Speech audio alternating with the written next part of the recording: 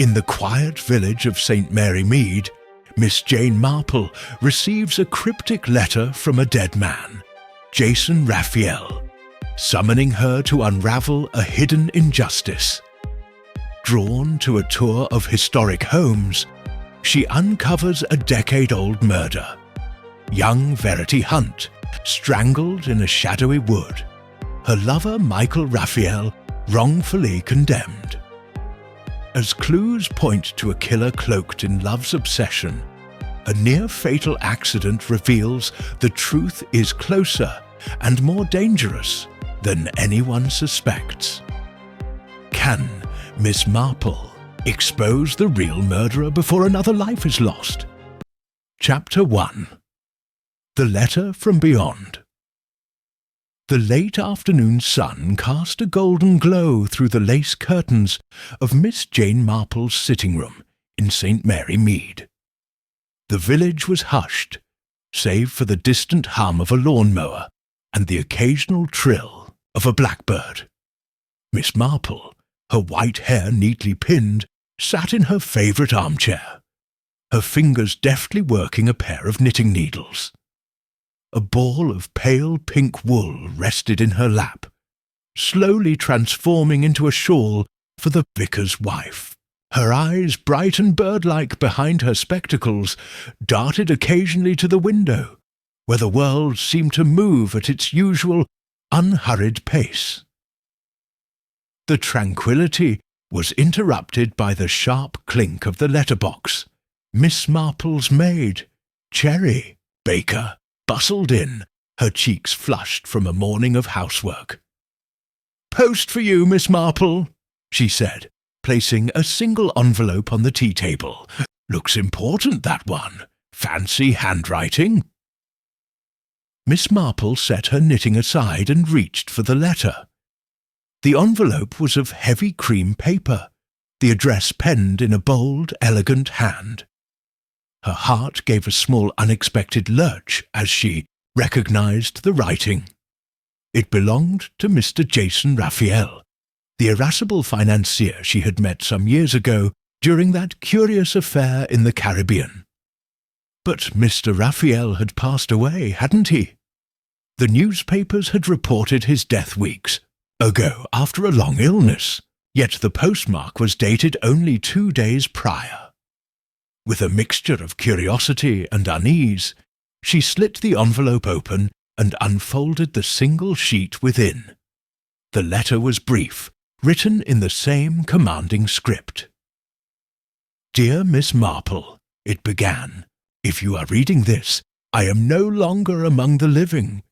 You will forgive the melodrama, but time is a luxury I no longer possess. I have a task for you, one uniquely suited to your peculiar genius. There is a crime, an injustice, buried where none suspect it. I cannot tell you more, for I do not know the full shape of it myself, but I trust your ability to uncover what others overlook. Accept this challenge, my nemesis. Further instructions will follow.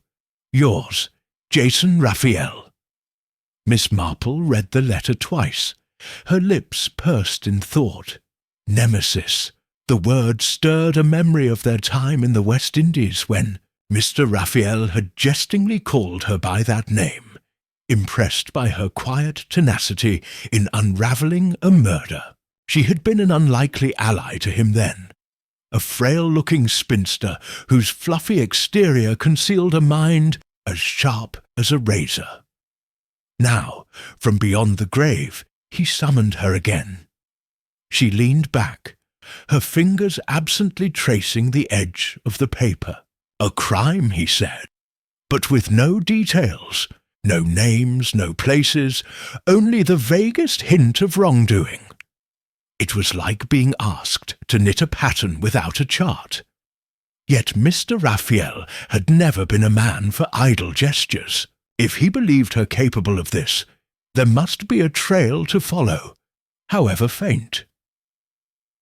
The clock on the mantel chimed 5, and Miss Marple rose to pour herself a cup of tea from the tray Cherry had left. As she stirred in a lump of sugar, her thoughts drifted to Mr. Raphael's character. He had been shrewd, impatient, and fiercely intelligent, with a knack for seeing through pretense. Whatever this injustice was, it mattered to him deeply, enough to arrange this posthumous request. Was it personal? A wrong done to him or his family?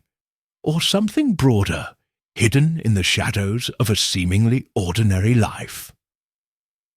She glanced out the window where the vicar's wife was passing by, her arms full of roses for the church. St. Mary Mead was a place of small scandals, petty thefts, whispered affairs, but nothing so dark as Mr. Raphael implied. The crime she suspected lay elsewhere, and the instructions he promised would lead her to it. As the light faded, Miss Marple tucked the letter into her desk drawer, beside her prayer book. She resumed her knitting, the click of her needles, steady and rhythmic. To an outsider, she was merely an elderly lady, content with her quiet routine. But beneath that placid surface, her mind was alive, sifting through possibilities, waiting for the next piece of the puzzle. Mr. Raphael had set her a challenge, and she would not disappoint him. Chapter 2. The Tour of Historic Homes. The morning mist hung low over St. Mary Mead, cloaking the village in a soft, silvery haze. Miss Jane Marple stood at her cottage door, a small suitcase at her feet, her best woolen coat buttoned against the autumn chill. Cherry Baker fussed beside her, insisting on carrying the case to the waiting taxi. "You'll write, won't you, Miss Marple?" Cherry said, her voice tinged with concern. "All those grand houses and gardens, it sounds lovely, but you take care." Miss Marple smiled, her eyes crinkling. "I shall be quite safe, Cherry, and I promise to send a postcard." She patted the younger woman's arm and climbed into the taxi, her mind already turning to the mysterious task set by Mr. Jason Raphael. His letter, now safely tucked in her handbag, had been followed by a second missive from his solicitors, crisp and businesslike. It invited her to join a tour of historic homes and gardens, all expenses paid, as per Mr. Raphael's last wishes. The itinerary listed stops across the English countryside, with a prolonged stay in Jocelyn St. Mary, a village Miss Marple had never heard of. No further clues were offered, but she sensed the tour was no mere holiday. Somewhere among its participants or destinations lay the injustice Mr. Raphael had charged her to uncover. The taxi delivered her to the station, where she boarded a train to London. From there, a coach awaited at a bustling depot, its polished exterior emblazoned with the words "Historic Homes and Gardens of England." Miss Marple settled into a plush seat near the window, her knitting bag at her side. She adjusted her spectacles and surveyed her fellow passengers as they boarded, her fluffy demeanour masking a keen scrutiny. People, she knew, revealed themselves, in small ways, a glance, a gesture, a word unspoken. The group was an eclectic mix, as tour groups often were. First to catch her eye was a tall, stooped man with a scholarly air, his grey hair thinning at the crown. He introduced himself as Professor Edmund Wanstead, a retired psychologist with a special interest in criminal behaviour.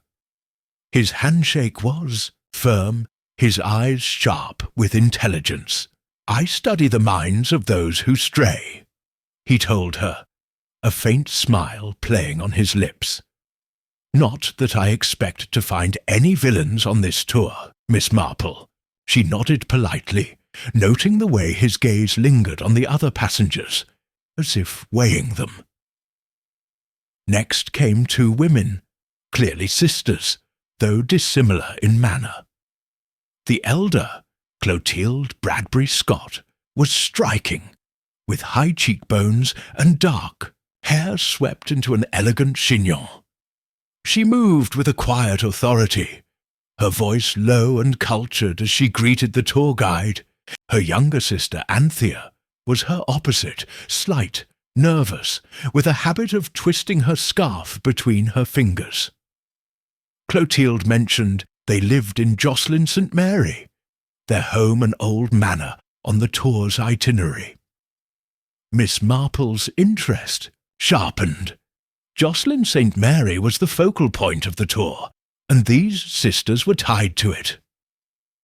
A loud, imperious voice announced the arrival of Mrs. Risley Porter, a widow whose fur stole and heavy perfume dominated the coach's interior. She swept aboard with her niece, Joanna Crawford, a pretty young woman who seemed resigned to her aunt's domineering ways. Mrs. Risley Porter's complaints about the coach's upholstery set the tone for her presence, and Miss Marple suspected she would be a force to be reckoned with. The final notable passenger was Miss Elizabeth Temple, a retired schoolmistress whose erect posture and clear grey eyes suggested a life of discipline. She carried a worn leather notebook, and her conversation with Miss Marple revealed a passion for history and literature. "These old houses hold stories," she said, her voice warm but firm. "Not all of them pleasant, I dare say." Miss Marple liked her at once, sensing a kindred spirit who saw beyond the surface. The coach rumbled out of London, the city giving way to rolling hills and hedgerows. The tour guide, a cheerful young man named Mr. Casper, outlined the itinerary with practiced enthusiasm. They would visit several estates, but the highlight was a 3-day stay in Jocelyn St. Mary, where the Bradbury Scott sisters' manor and its gardens were open to the group. Miss Marple listened, her needles clicking softly as she knitted a scarf. The rhythm of the work steadied her thoughts, allowing her to observe her companions without drawing attention. Professor Wanstead sat across the aisle, engrossed in a book titled The Criminal Mind, Patterns and Anomalies. Occasionally he glanced up, his eyes resting on Clotilde Bradbury Scott, who gazed out the window with an expression Miss Marple could not quite read. Sorrow, perhaps, or something deeper. Anthea, beside her, fidgeted incessantly, her fingers plucking at the hem of her cardigan.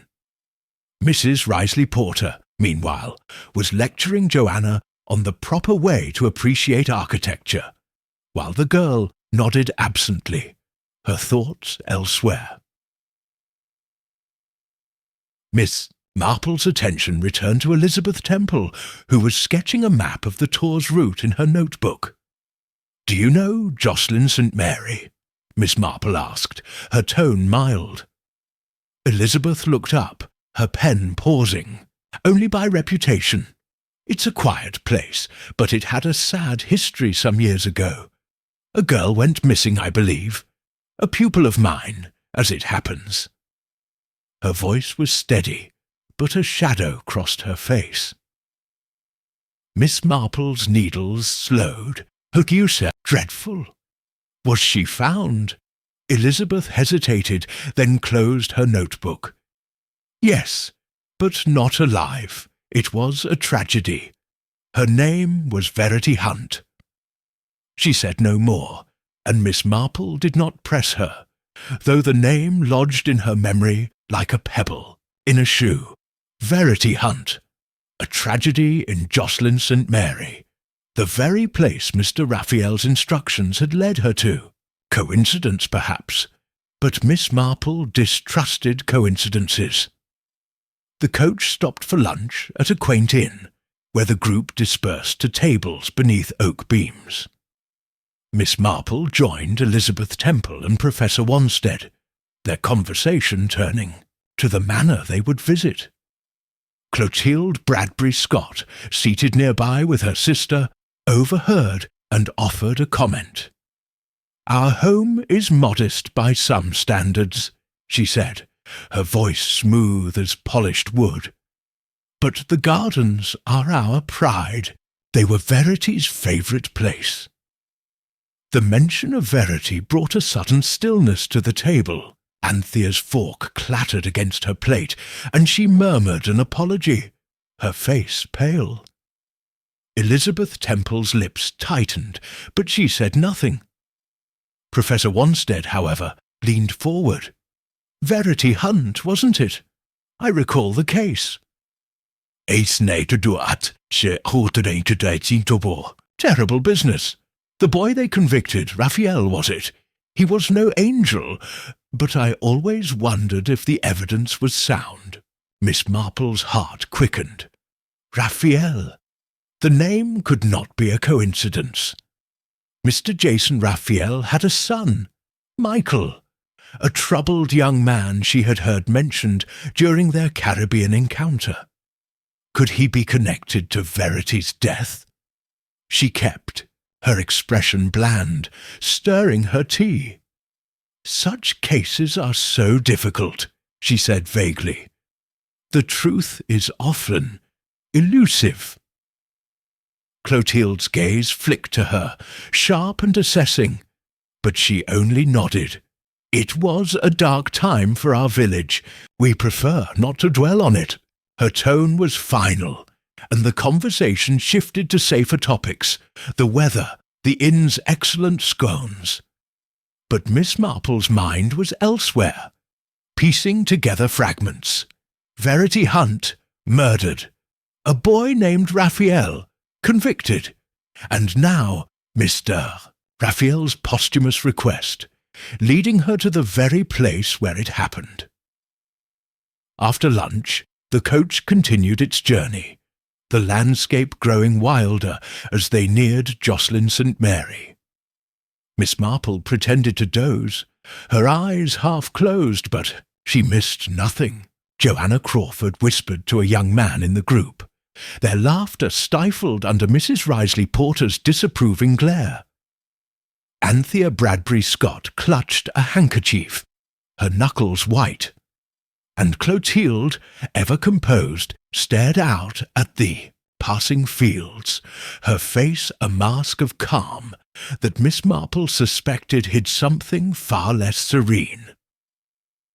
As the coach descended into a valley, Jocelyn St. Mary came into view, a cluster of stone cottages, a church spire, and on a rise the old manor house, its ivy-clad walls glowing in the late afternoon light.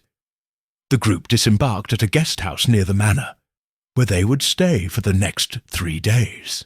Miss Marple's room was small but comfortable, with a view of the manor's gardens, their hedges and rose beds meticulously tended. That evening, the group gathered for dinner in the guest house's dining room. Mr. Casper, the guide, announced that the next day's tour would begin with the manor's gardens, led by Clotilde herself. Miss Marple listened, her thoughts circling back to Verity Hunt. Elizabeth Temple's words at lunch had been brief but heavy with meaning. A pupil, she had said, and a tragedy. Professor Wanstead's mention of Michael Raphael suggested doubt about his guilt, and Clotilde's reaction, the way her voice had tightened at Verity's name, hinted at a wound that had not healed. As the meal ended, Miss Marple lingered over her coffee, watching her companions disperse.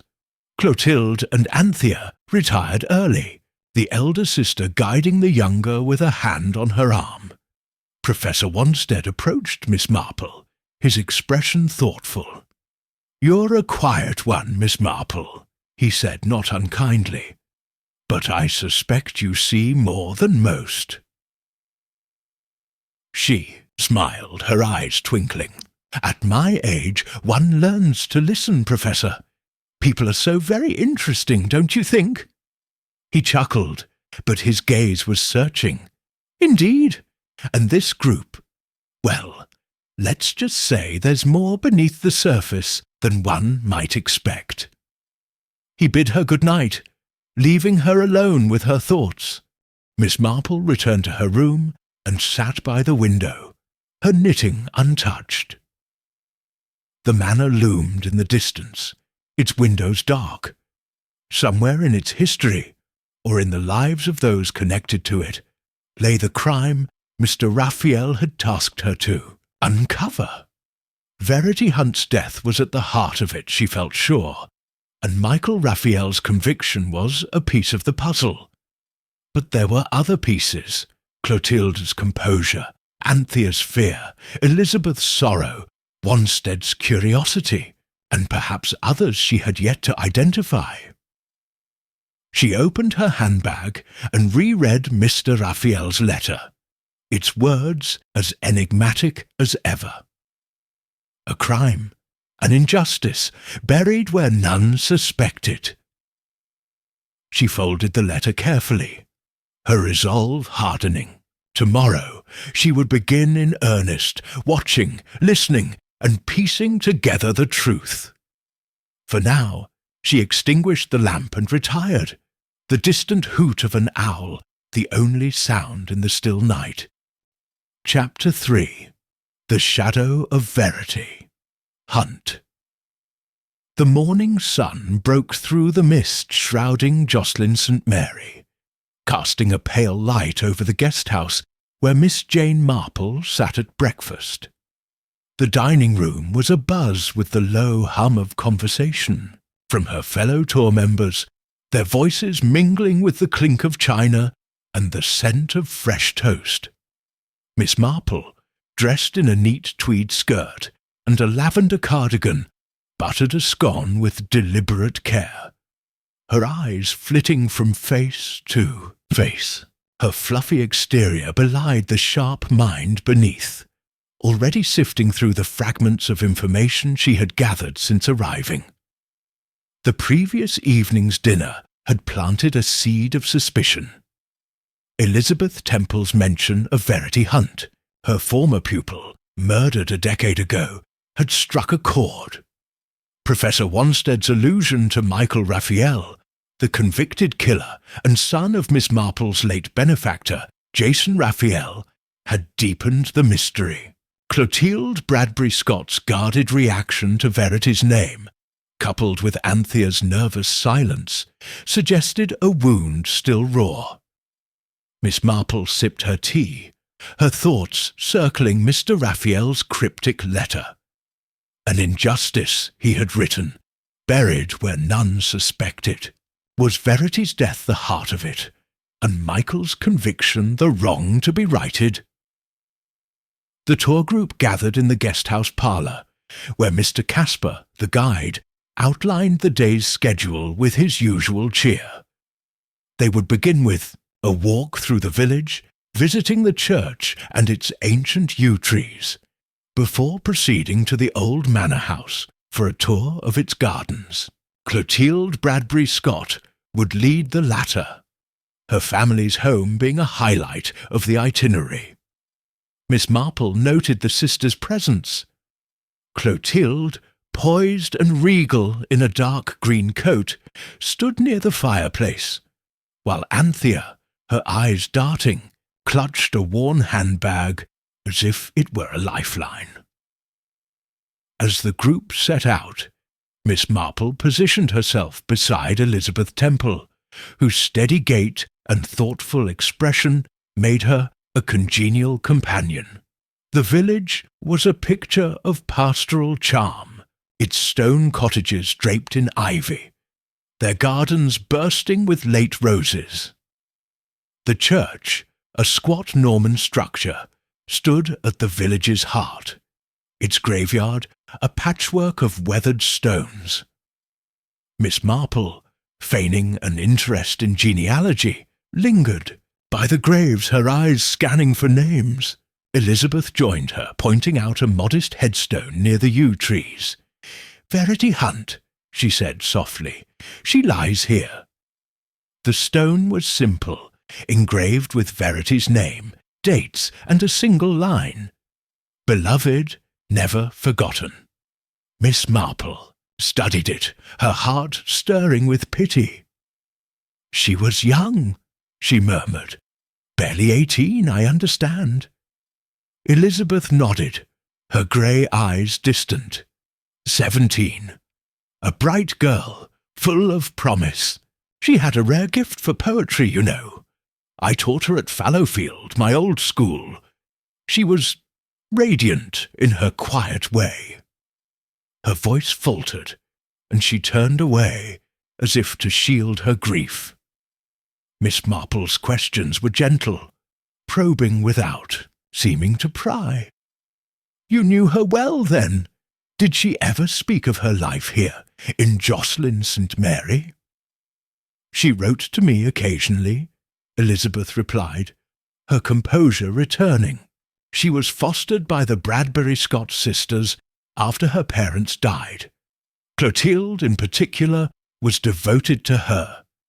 Verity called her a second mother, though I sensed a certain intensity in that bond. She mentioned a young man, too, toward the end. Michael, his name was. She loved him, I think, but it caused tension at home. Miss Marple's needles, tucked in her bag, seemed to click in her mind. Michael Raphael, no doubt. And then she was taken, she said, her tone soft with sympathy. It must have been a terrible shock. Elizabeth's lips tightened. It was. The police said it was Michael, but I never believed it. Verity trusted him. He was wild, yes, but not cruel. Something about the case never sat right with me. She paused, then added, I came on this tour partly to see this place again, to understand what happened to her. Their conversation was interrupted by Mrs. Risley Porter's booming voice, summoning the group to move on. Miss Marple filed away Elizabeth's words, her suspicion growing that Verity's death was no simple crime of passion. The group wound through the village, Mr. Casper pointing out a medieval well and a half-timbered inn. Miss Marple, however, was more interested in her companion's behaviour. Professor Wanstead walked alone, his brow furrowed, as if wrestling with a private puzzle. Joanna Crawford, the young niece, exchanged furtive glances with a fellow passenger, a lanky young man named Emlyn Price, their secrecy palpable. Clotilde led the way with Mr. Casper, her elegance undimmed by the morning's chill, while Anthea trailed behind, her steps hesitant. At the old manor house, the group paused at the garden gates, where Clotilde took charge. The gardens were a marvel, their paths lined with clipped boxwood and vibrant dahlias. A sunken rose garden at their centre. Clotilde's voice, clear and authoritative, described the estate's history, from its Elizabethan origins to her family's stewardship. These gardens were my mother's passion, she said, her dark eyes sweeping the group. And later, Verity's. She spent hours here, sketching or reading. The mention of Verity brought a hush. Anthea, standing near a lavender bed, flinched, her fingers twisting her scarf. Miss Marple, pretending to admire a rose, edged closer to her. Such a lovely place, she said, her voice airy. It must hold many memories for you, Miss Anthea. Anthea started, her pale face flushing. Oh, yes, I suppose so. Verity did love it here. She was always so happy in the gardens. Her words tumbled out too quick, and she glanced at Clotilde, who was now answering a question from Mrs. Risley Porter. Miss Marple's smile was disarming. It's hard to lose someone so young. She must have been like a sister to you, Anthea's. Eyes widened, and she stammered. Not exactly. Clotilde was closer to her. I mean, she took care of Verity more than I did. I'm not good with with people. She broke off, hurrying to join her sister, leaving Miss Marple to ponder her unease. The tour continued, Clotilde guiding them through an orchard and a walled herb garden, her knowledge of every plant impeccable. Miss Marple, however, was distracted by a small gate at the garden's edge, half hidden by ivy. It led to a wooded path, its entrance shadowed by oaks. She lingered, her curiosity piqued. "Where does this lead?" she asked Clotilde. Her tone innocent. Clotilde's expression flickered, a momentary crack in her composure. "To the wood beyond," she said curtly. "It's private land, not part of the tour." Her tone was final, but Miss Marple noted the way her hand tightened on her shawl. The wood, she suspected, held significance, perhaps the very place where Verity's body had been found. At luncheon, served in the Manor's conservatory, Miss Marple sat with Professor Wanstead and Joanna Crawford. The professor, his scholarly air softened by a glass of sherry, broached the subject of Verity's case. "I've studied it, you know," he said, his voice low, "for my research on wrongful convictions. Michael Raphael was a troubled lad. Petty, theft, a temper, but the evidence against him was thin. A few fibres on his jacket, a witness who saw him near the wood at dusk. Circumstantial, at best." Joanna, picking at her salad, looked up. "That's awful. To be blamed for something you didn't do. Did he have a good lawyer?" Wanstead shook his head. "Not good enough. His father, Jason Raphael, was a wealthy man, but they were estranged. Michael got a public defender, and the case moved quickly. The village wanted closure."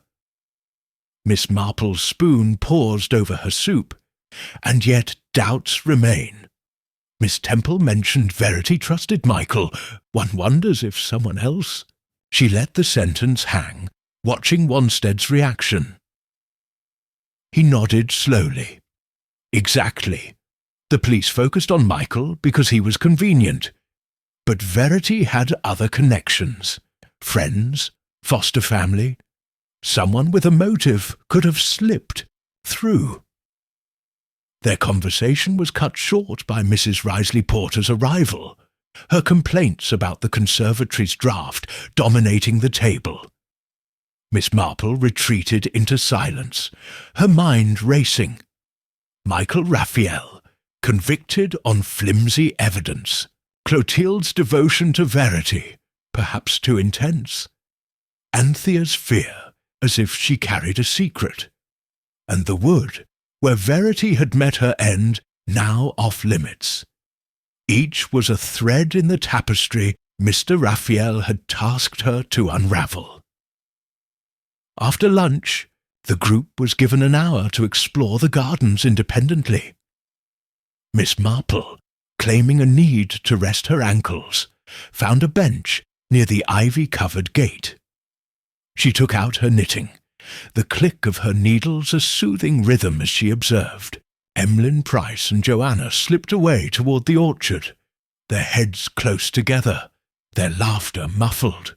Miss Marple made a mental note of their secrecy, wondering if it was mere youthful flirtation or something more.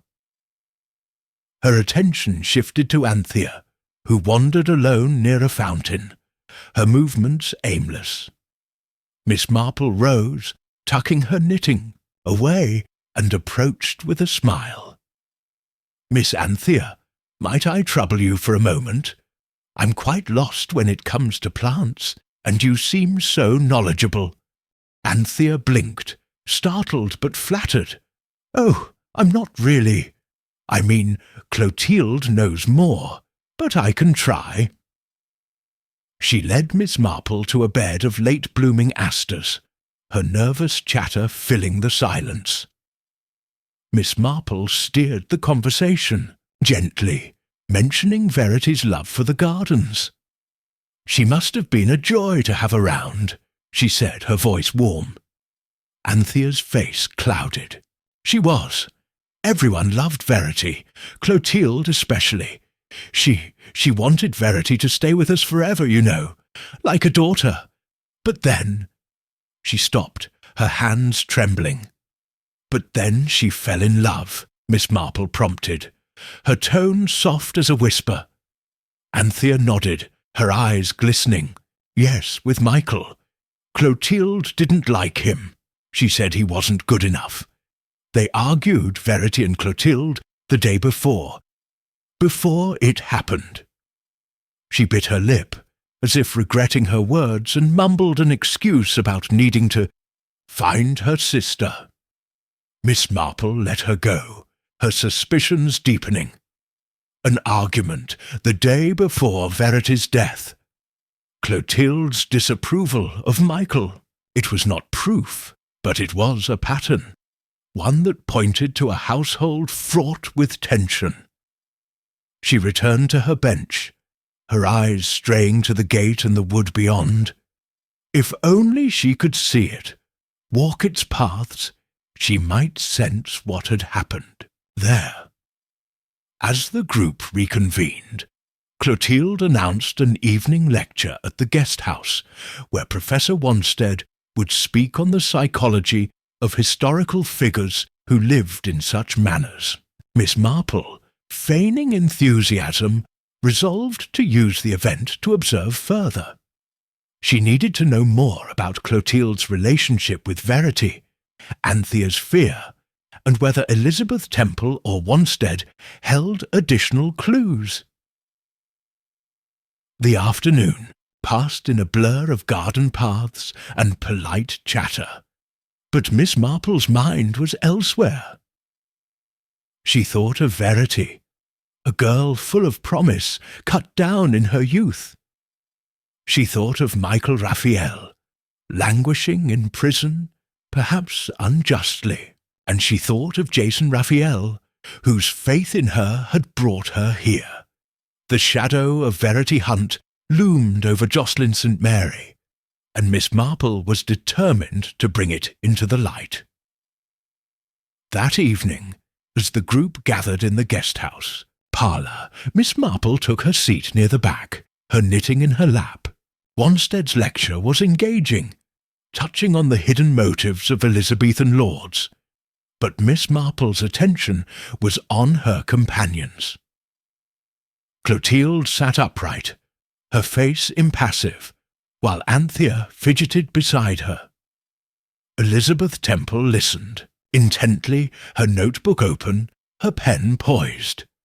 Joanna and Emlyn exchanged covert smiles, their hands brushing briefly. As the lecture ended, Miss Marple lingered, hoping to catch Wanstead alone. He approached her, his expression curious. "You seemed distracted, Miss Marple," he said, his tone light but probing. "Not a fan of history." She smiled, her eyes twinkling. "Oh, I enjoy it immensely, Professor. But I find the present just as fascinating. People, you see, are such puzzles." He chuckled, but his gaze was shrewd. "Indeed, and this group is a veritable jigsaw. Be careful, Miss Marple. Some pieces may not fit as neatly as they seem." She nodded, undeterred. The puzzle was far from complete, but she had her threads. Verity's death, Michael's conviction, Clotilde's intensity, Anthea's fear. Tomorrow she would tug at them, gently but firmly, until the truth began to unravel. Chapter 4. A Crack in the Facade. The morning in Jocelyn St. Mary dawned with a crispness that hinted at autumn's advance, the air sharp with the scent of damp earth and fading roses. Miss Jane Marple, seated at her small table in the guest-house, dining room, sipped her tea and surveyed the room with the deceptive placidity of a village spinster. Her lavender shawl draped over her shoulders, and her knitting lay neatly folded beside her plate. But her bright eyes missed nothing. The previous day's revelations, Verity Hunt's tragic death, Michael Raphael's questionable conviction, and the Bradbury Scott sisters' uneasy demeanour had sharpened her focus. Mr. Jason Raphael's posthumous challenge loomed large, and she sensed the threads of his injustice were tightening around the old manor house. The tour group assembled for breakfast, their chatter punctuated by the clatter of cutlery. Clotilde Bradbury Scott, elegant in a tailored grey dress, presided over the room with a quiet authority, her dark eyes scanning her guests as if to ensure all was in order. Anthea, her younger sister, sat beside her, her nervous fingers crumbling a piece of toast. Professor Wanstead, his scholarly air undiminished by the early hour, was deep in conversation with Elizabeth Temple, whose thoughtful expression suggested she too was preoccupied with the past.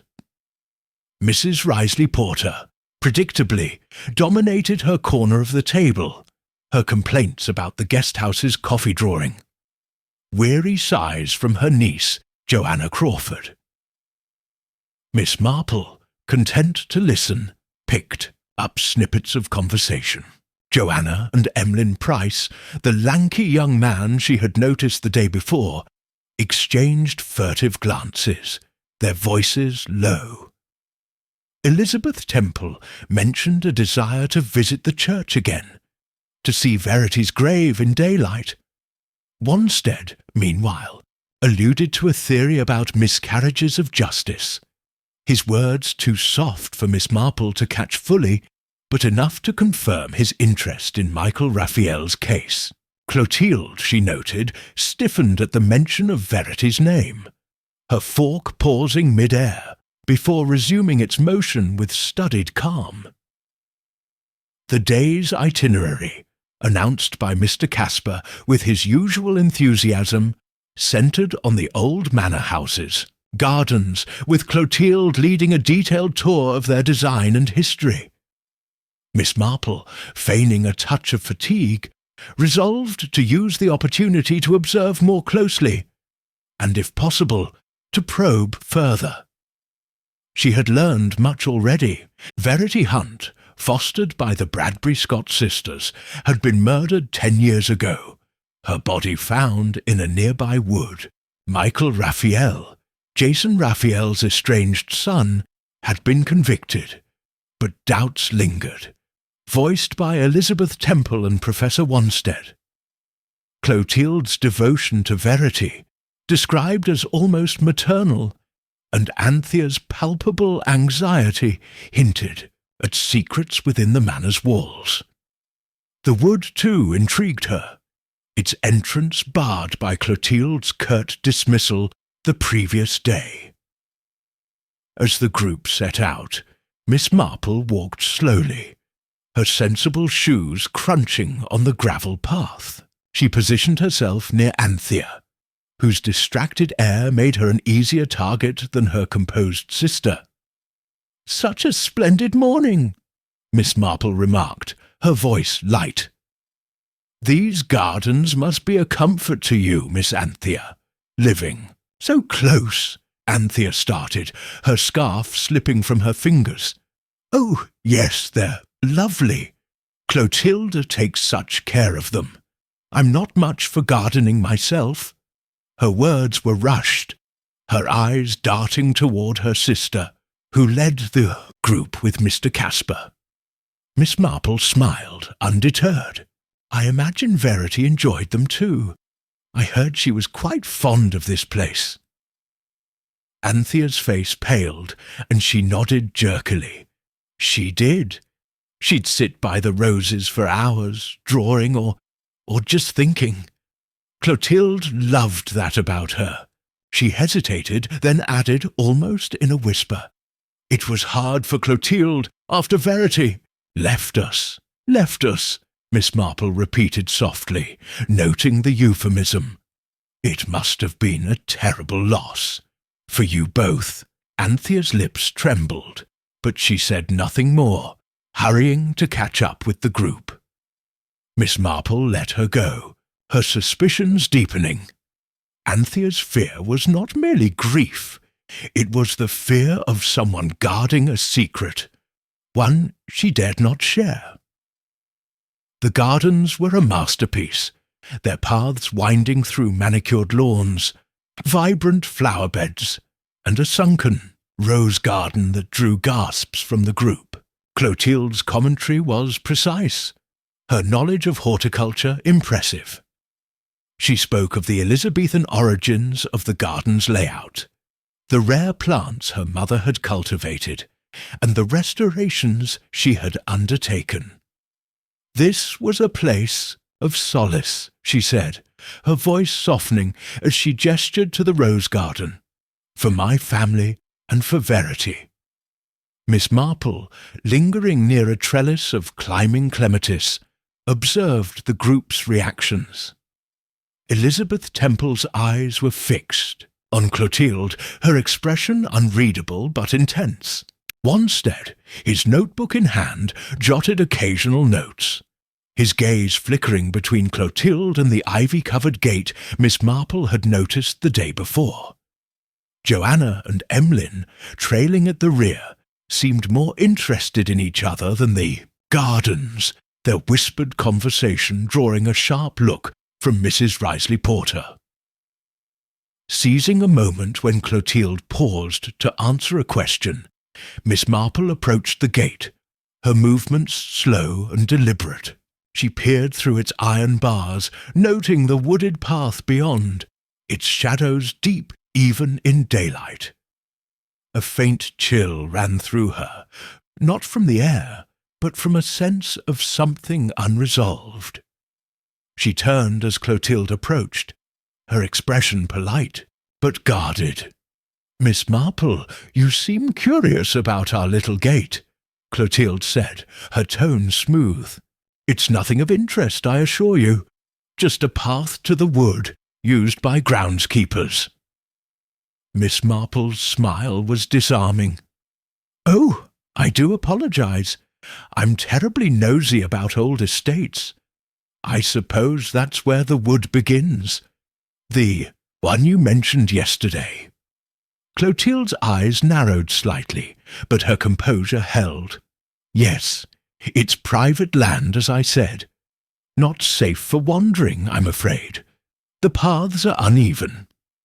She gestured back toward the group. "Shall we join the others?" Miss Marple nodded, allowing herself to be steered away, but her mind was racing. Clotilde's insistence on keeping the wood off limits was telling. Was it merely a matter of privacy, or did it conceal something more? Perhaps the very spot where Verity had met her end.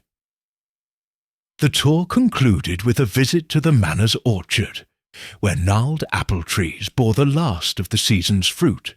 Miss Marple, claiming a need to rest, found a bench near the manor's rear entrance and took out her knitting. The repetitive motion steadied her thoughts, allowing her to observe without drawing attention.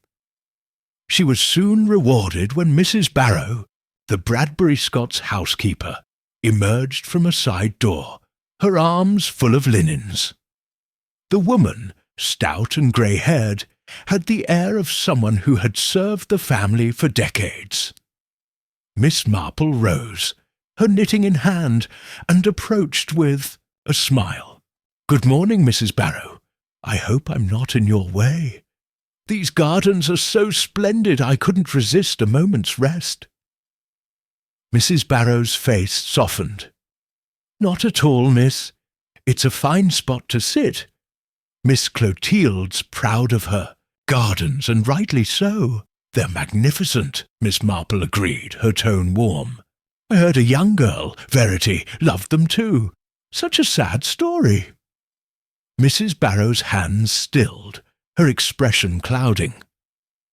"Aye, poor Verity. A sweet lass she was.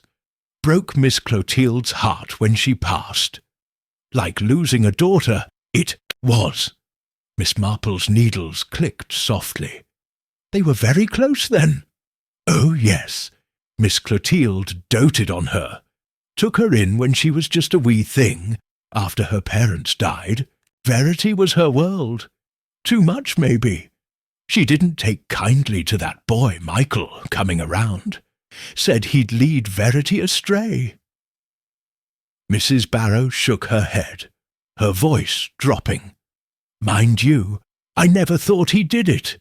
Not in my heart, but the police were sure, and that was that. Miss Marple's heart quickened, but her face remained bland. How dreadful for everyone! Did Verity and Miss Clotilde ever disagree about Michael? Mrs. Barrow hesitated, glancing toward the manor. They had words now and then. Verity was young, full of spirit. She wanted her own life. Miss Clotilde, well, she held on tight. Wanted Verity to stay close, always. She sighed, shifting her linens. I'd best get on, miss. Good day to you. Miss Marple thanked her, returning to her bench as Mrs. Barrow disappeared inside. The housekeeper's words painted a clearer picture.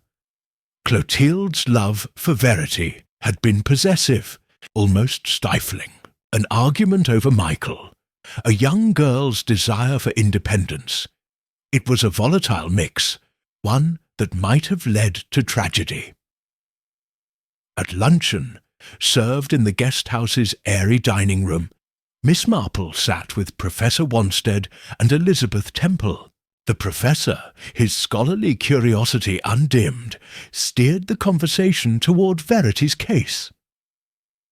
I've been thinking about Michael Raphael, he said, his voice low to avoid Mrs. Risley Porter's eavesdropping. The evidence was flimsy, fibres that could have come from anywhere, a witness whose story wobbled. I'd wager there was pressure to close the case quickly. Elizabeth's eyes darkened. I agree. Verity wrote to me about Michael. She saw good in him despite his troubles. I can't believe he'd harm her. Miss Marple stirred her tea, her tone thoughtful. It's curious, isn't it, how quickly blame settles on the outsider. A young man with a reputation, an easy target. One wonders who else might have had a reason to resent Verity's choices. Wanstead's gaze sharpened, but he said nothing, his silence eloquent. Elizabeth, however, nodded slowly. Verity was caught in a tug-of-war, I think. Love pulls people in strange directions. Their conversation was interrupted by Clotilde's arrival, her presence commanding attention as she joined their table. I hope you're enjoying the tour, she said, her smile polite but cool. The gardens are at their best this time of year. Miss Marple murmured her appreciation, watching Clotilde closely. The woman's composure was flawless, yet there was a brittleness to it, like porcelain under strain. Anthea, seated nearby, kept her eyes on her plate, her silence louder than words.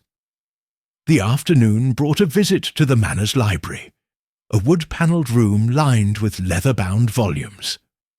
Clotilde, acting as guide, spoke of the collection's history, her voice steady but distant.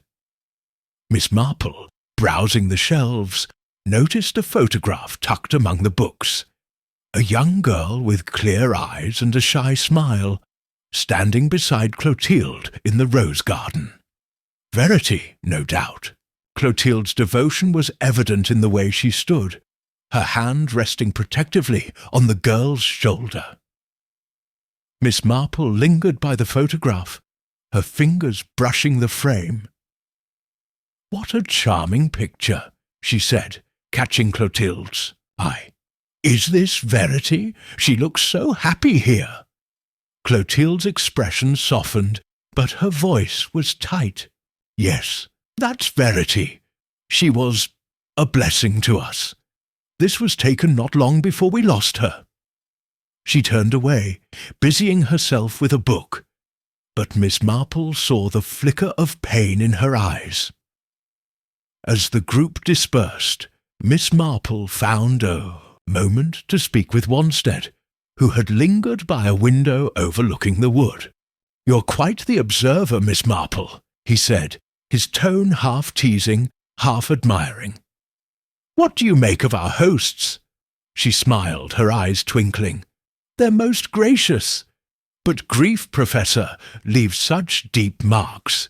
One can't help but notice." He nodded, his expression grave.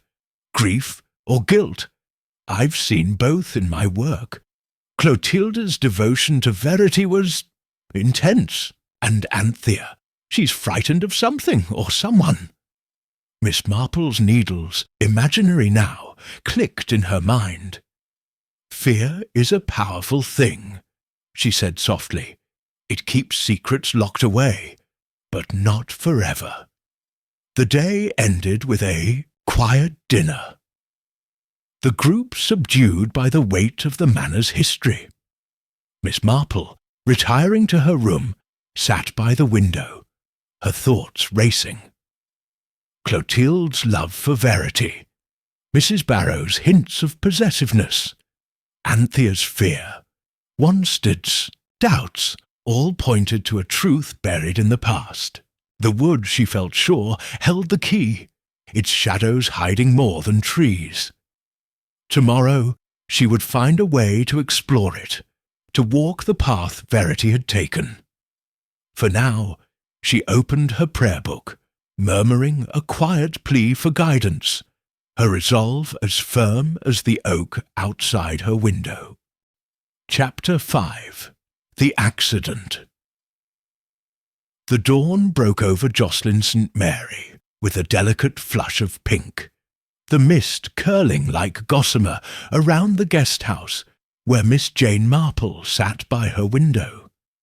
Her small room, with its chintz curtains and polished oak furniture, offered a view of the old manor house's gardens, their outlines softened by the early light. She held a cup of tea, her fingers warmed by the porcelain, but her mind was far from the tranquil scene.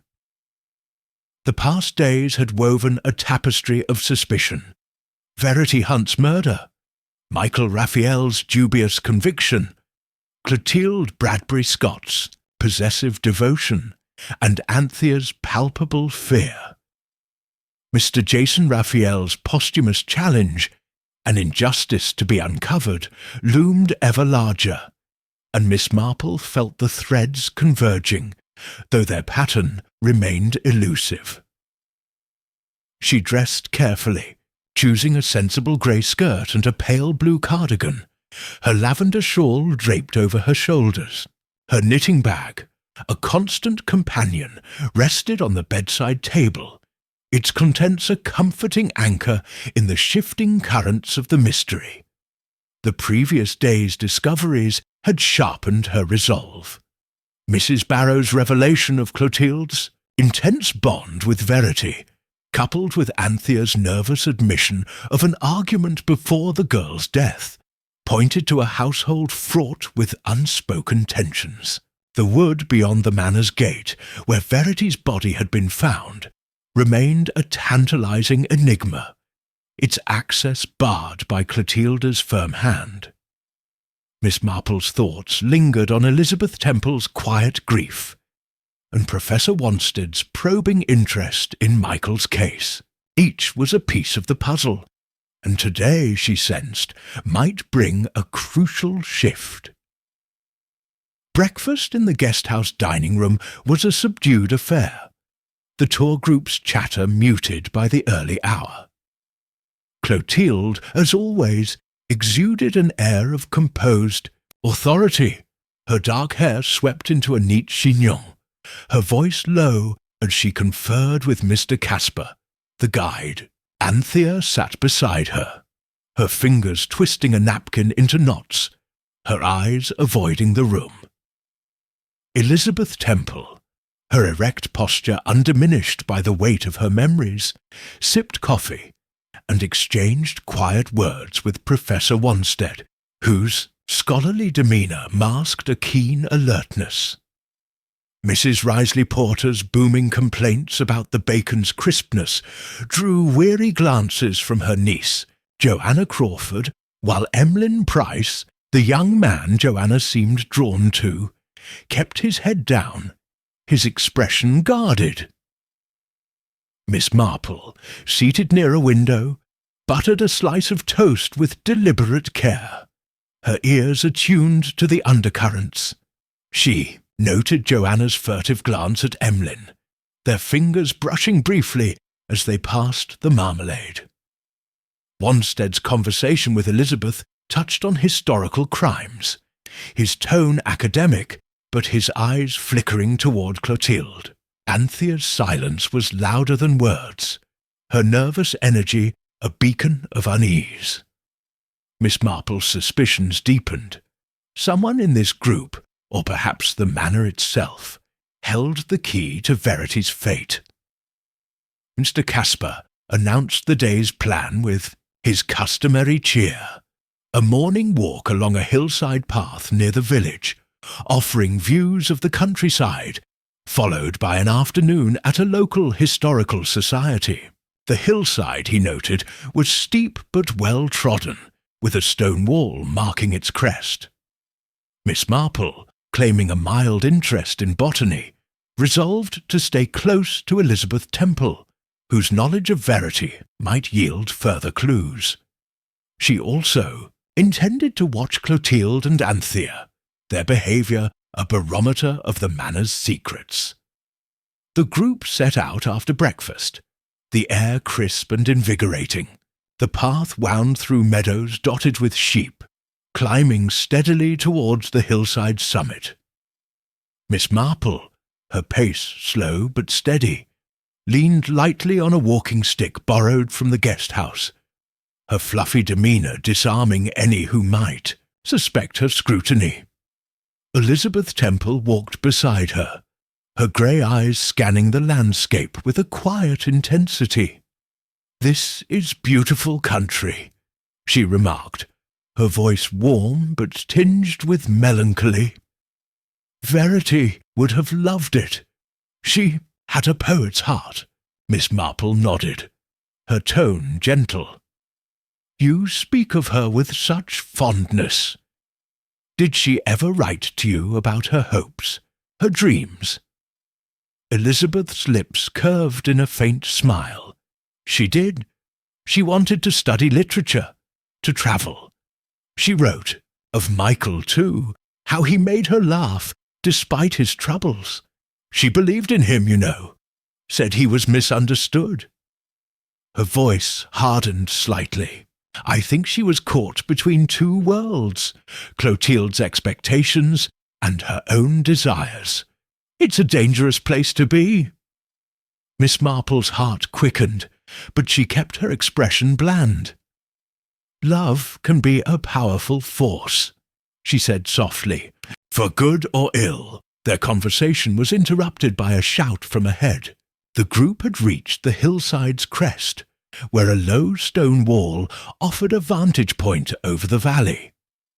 Mr. Casper, ever enthusiastic, pointed out landmarks: the church spire, the manor's chimneys, the dark smudge of the wood beyond. Clotilde, standing near the wall, described the area's history with her usual precision, her voice carrying over the wind.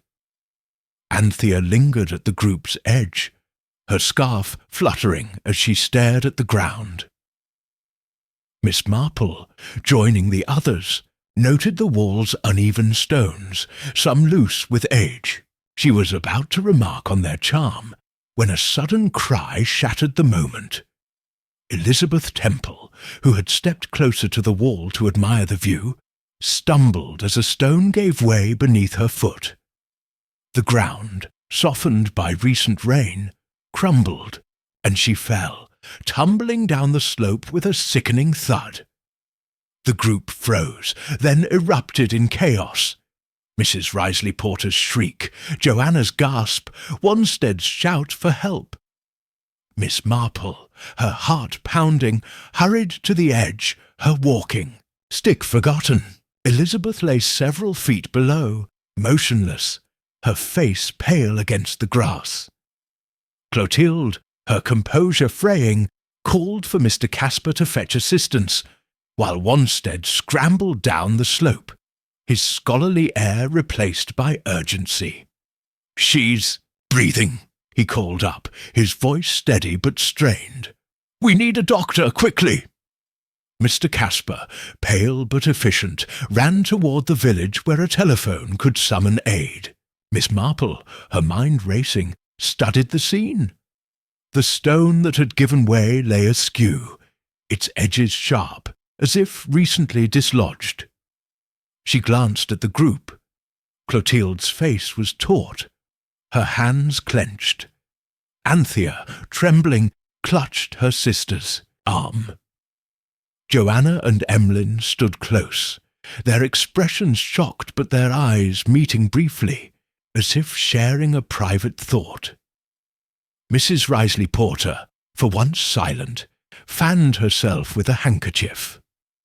Wanstead, returning to the group, caught Miss Marple's eye.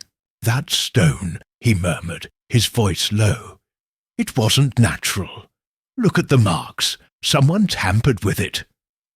He gestured subtly to scratches on the wall, faint but deliberate, as if a tool had been used to loosen the stone. Miss Marple's lips pursed, her suspicions flaring. An accident or something more sinister? Elizabeth's knowledge of verity, her doubts about Michael's guilt, had they made her a target? She kept her thoughts to herself, helping to organize the group as they waited for help. A local doctor and an ambulance arrived swiftly, and Elizabeth, still unconscious, was carefully lifted onto a stretcher and taken to the nearest hospital, some miles away. The group, shaken, returned to the guest house, the afternoon's plans abandoned. Miss Marple, claiming a need for rest, slipped away to the hospital, arranging a taxi with the guest house's help. She found Elizabeth in a small ward, her head bandaged, her breathing shallow but steady. A nurse, sympathetic to Miss Marple's kindly demeanour, allowed her a brief visit. As she sat by the bed, Elizabeth stirred, her eyes fluttering open.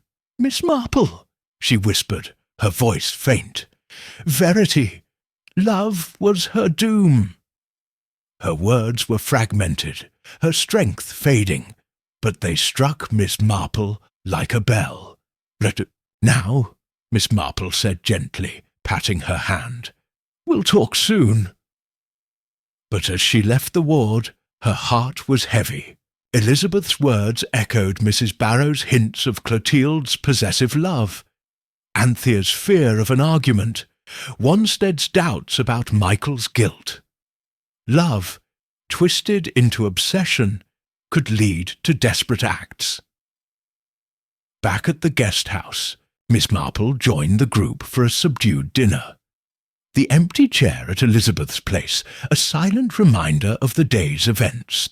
Clotilde, her composure restored, spoke of Elizabeth's accident with regret, assuring the group that the hospital was excellent. Anthea, however, was visibly shaken, her eyes red-rimmed, her hands trembling as she lifted her glass. Wanstead, seated near Miss Marple, leaned close. "That stone," he said under his breath. "I've walked that path before. It was secure last year. Someone meant harm." Miss Marple nodded, her expression grave. "It's a troubling thought, Professor. One wonders who might have wished Miss Temple silenced." He studied her, his eyes shrewd. "You see a great deal, don't you? Be careful, Miss Marple. If this was no accident, the culprit is among us." She smiled faintly, her needles clicking in her mind. I'm only an old lady, Professor, but I do listen."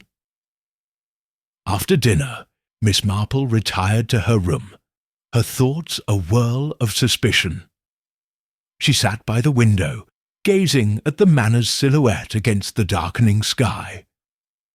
Elizabeth's fall, Wanstead's evidence of tampering, Clotilde's strained composure, Anthea's fear, all pointed to a truth buried in the past, one that someone was desperate to keep hidden. The wood, she felt sure, held answers, its shadows guarding the secret of Verity's death. Tomorrow she would find a way to explore it, perhaps under the guise of a botanical stroll. For now, she opened her prayer book, her lips moving in a quiet plea for wisdom, her resolve as unyielding as the hills beyond. Chapter 6. The Hidden Truth. The morning light filtered through the gauzy curtains of Miss Jane Marple's room at the Jocelyn St. Mary guest house, casting a soft glow on the worn prayer book she held.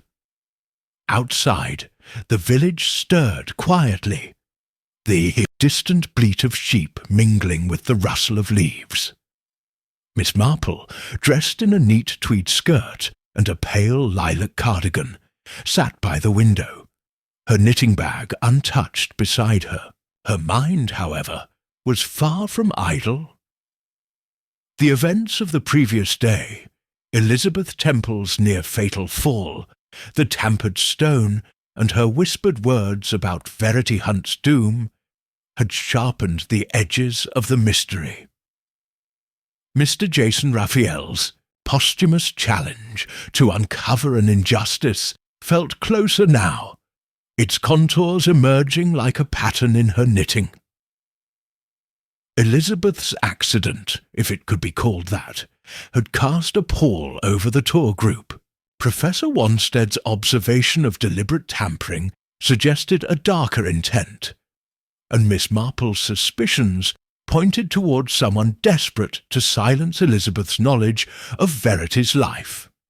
Clotilde Bradbury Scott's possessive devotion to the murdered girl, Anthea's trembling fear, and the lingering doubts about Michael Raphael's conviction formed a web of secrets centred on the old manor house. The wood beyond the manor's gate, where Verity's body had been found, remained a locked door in Miss Marple's mind, one she was determined to open. Breakfast was a sombre affair, the dining-room hushed despite Mr. Casper's efforts to lift spirits with talk of the day's itinerary, a visit to a nearby historical society, and an evening lecture on local folklore. Elizabeth's absence was keenly felt, her empty chair a silent accusation. Clotilde, her elegance undimmed, spoke briefly of the hospital's assurances that Elizabeth was stable, though still unconscious. Anthea, seated beside her, barely touched, her food, her fingers shredding a napkin into confetti. Professor Wanstead, his scholarly air tempered by a grim resolve, caught Miss Marple's eye across the table, his nod conveying a shared suspicion.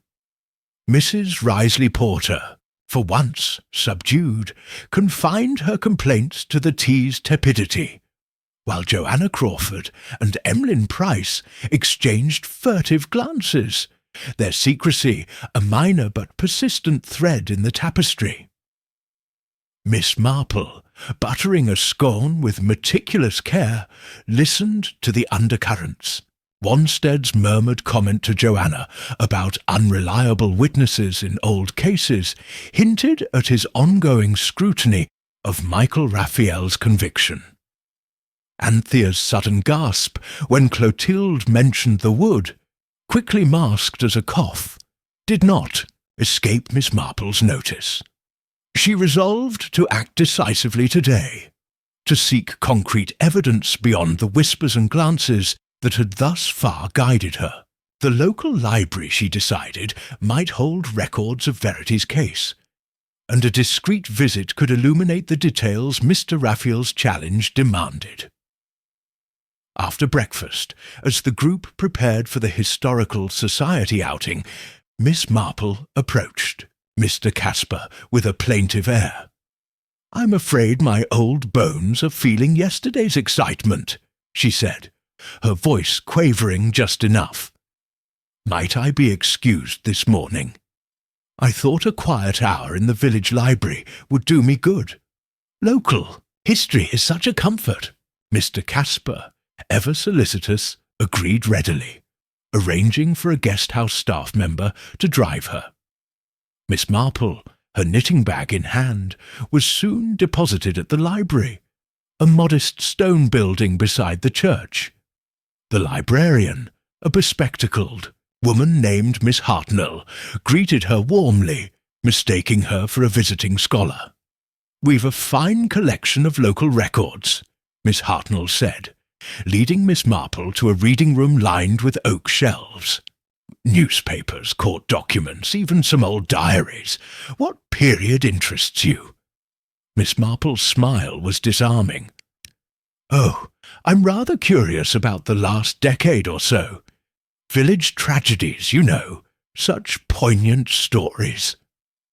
She mentioned Verity Hunt's case vaguely, as if it were a passing fancy, and Miss Hartnell, eager to assist, retrieved a stack of yellowed newspapers and a file of court summaries. Alone at a polished table, Miss Marple donned her spectacles and began her work. The newspapers from 10 years prior painted a grim picture. Verity Hunt, 17, had been found strangled in the wood beyond the old manor house, her body hidden among bracken. Michael Raphael, 19 and known for petty crimes, was arrested. Within days, his jacket bearing fibres matching Verity's scarf, and a villager claiming to have seen him near the wood at dusk. The trial was swift, the evidence circumstantial but damning in the eyes of a jury eager for closure. Michael, defiant to the end, had proclaimed his innocence, but his reputation sealed his fate. Miss Marple's lips pursed as she read. The fibres, she noted, were common wool, hardly unique. The witness, a local farmer, admitted his eyesight was poor, his testimony vague on cross-examination. Verity's engagement to Michael, mentioned briefly, had caused friction with Clotilde, who deemed him unsuitable. No other suspects were explored. The police fixated on Michael's troubled past. Miss Marple closed the file, her mind racing. The case was flimsy, a house of cards built on convenience. Jason Raphael, estranged from his son, must have suspected as much, his letter a plea to right this wrong. She turned to a later article, a human interest piece on the Bradbury Scott sisters' grief. Clotilde was quoted, her words measured but heavy. "Verity was our light. Her loss is a wound that will never heal."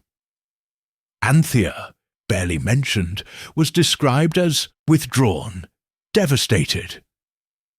A photograph showed Clotilde in the rose garden, her face etched with sorrow, while Anthea stood in the background, her expression unreadable. Miss Marple studied the image, noting Clotilde's hand resting on a sketchbook. Verity's perhaps a relic of her time in the gardens. Her reading was interrupted by Miss Hartnell's return, bearing a cup of tea. "Found what you needed, Miss Marple?" she asked, her curiosity evident. "Oh, yes, thank you," Miss Marple replied, her tone airy. Such a sad story, poor Verity. Were there ever other theories about what happened? Miss Hartnell hesitated, then leaned closer, her voice low. "Not officially, mind you, but folk whispered. Some thought Clotilde was too hard on Verity, keeping her close like a caged bird. There was talk of a row the day before. Well, you know. And Anthea, she was always nervy. But after Verity died, she got worse.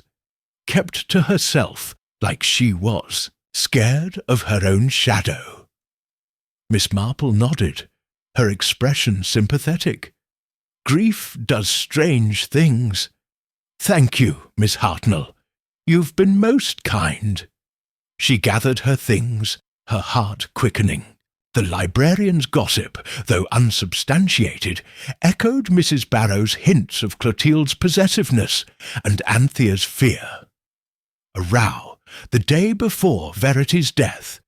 Anthea had mentioned it too, her words cut off by panic. Returning to the guest house, Miss Marple found the group back from their outing, their chatter filling the parlour. She slipped into a corner, her knitting in hand, and observed Clotilde, discussing the Historical Society with Mr. Casper, seemed her usual self, but her eyes flicked toward Anthea, who sat alone, staring at a book she wasn't reading. Wanstead, catching Miss Marple's gaze, approached, his voice low. "You missed a dull morning, Miss Marple, but I suspect you were busy elsewhere." She smiled, her eyes twinkling. "Just a little reading, Professor. Old newspapers can be so illuminating." He nodded, his expression shrewd. "I've been thinking about our friend in the hospital. Her fall was no accident, and her words to you about love and doom suggest she knew something dangerous. Verity's case, perhaps." Miss Marple's needles clicked softly. "Perhaps. Love, Professor, can be a motive as powerful as hate."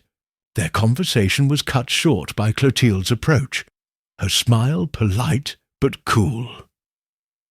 "Miss Marple, I hope you're feeling better. We missed you this morning." "Oh, quite recovered, thank you," Miss Marple said, her tone vague. "I found the library most restful." She watched Clotilde closely, noting the faint tightening of her jaw, as if the mention of the library stirred unease. The afternoon passed quietly, the group given free time to explore the village. Miss Marple, claiming an interest in wildflowers, persuaded Mr. Casper to allow a short walk near the manor's grounds, hoping to approach the wood's edge. She was joined by Joanna Crawford, who seemed eager to escape her aunt's scrutiny. As they strolled, Miss Marple steered the conversation toward Verity, her tone casual. "Such a lovely village," she said, "but I hear it had its share of sadness. That poor girl, Verity Hunt." Joanna, picking a daisy, nodded. "It's creepy, isn't it? Everyone talks about it like it's ancient history, but it wasn't that long ago. I heard Clotilde was obsessed with her, like she didn't want Verity to have a life of her own." Miss Marple's heart quickened, but her face remained bland. "How sad. Did you hear that from someone here?" Joanna shrugged, tossing the daisy aside. "Just gossip, you know. Emmeline's aunt lives nearby, and she says Clotilde's never got over Verity leaving, or trying to. It's like the manor's haunted by her." They reached the manor's gate, the wood's dark outline visible beyond. Miss Marple paused, her eyes tracing the path. "Such a peaceful spot," she murmured, though her thoughts were far from peace. Joanna, losing interest, wandered back, leaving Miss Marple alone. She lingered, her fingers brushing the gate's iron bars, her resolve hardening. The wood was the key, she felt sure, its secrets tied to Verity's final moments. That evening, the folklore lecture drew a restless crowd, the group's mood strained by Elizabeth's absence. Miss Marple, seated near Wanstead, listened with half an ear as a local historian droned about village legends. Her thoughts were on the wood, Clotilde's vigilance, and Anthea's fear. As the lecture ended, she caught Anthea alone, her scarf slipping from her shoulders. "Miss Anthea," Miss Marple said gently, "I couldn't help but notice how fond you were of Verity. It must be hard, living with such memories." Anthea's eyes widened, her voice trembling. I did care for her, but Clotilde, she loved her more. Too much, maybe. When Verity wanted to go with Michael, it broke something in her." She stopped, her face paling, and fled to her sister's side. Miss Marple returned to her room, her mind a whirl of fragments. The newspaper's flimsy evidence, the village whispers of Clotilde's control, Anthea's fractured confessions, all pointed to a truth Mr. Raphael had sensed from afar. Verity's death was no simple crime of passion, and Michael's conviction was a convenient lie.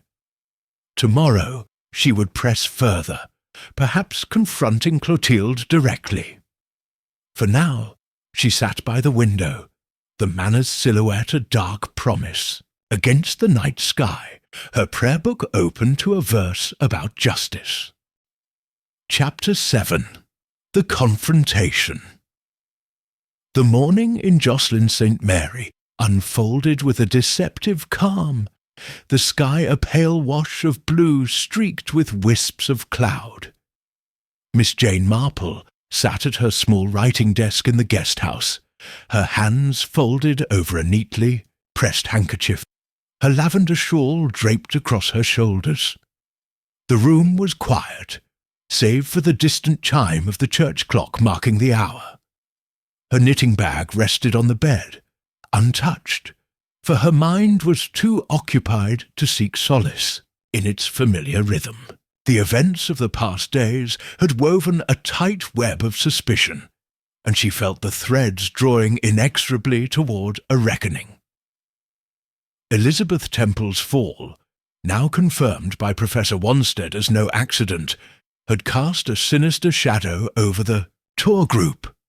Her whispered words, "Verity," "Love was her doom," echoed in Miss Marple's memory, a cryptic clue pointing to the heart of the mystery. The library's newspapers had revealed the flimsiness of Michael Raphael's conviction for Verity Hunt's murder, built on circumstantial evidence and village prejudice. Clotilde Bradbury Scott's possessive devotion to Verity, described by Mrs. Barrow and hinted at by Anthea's trembling confessions, suggested a love that might have turned deadly. Anthea's fear, palpable in her every gesture, hinted at a secret she dared not voice.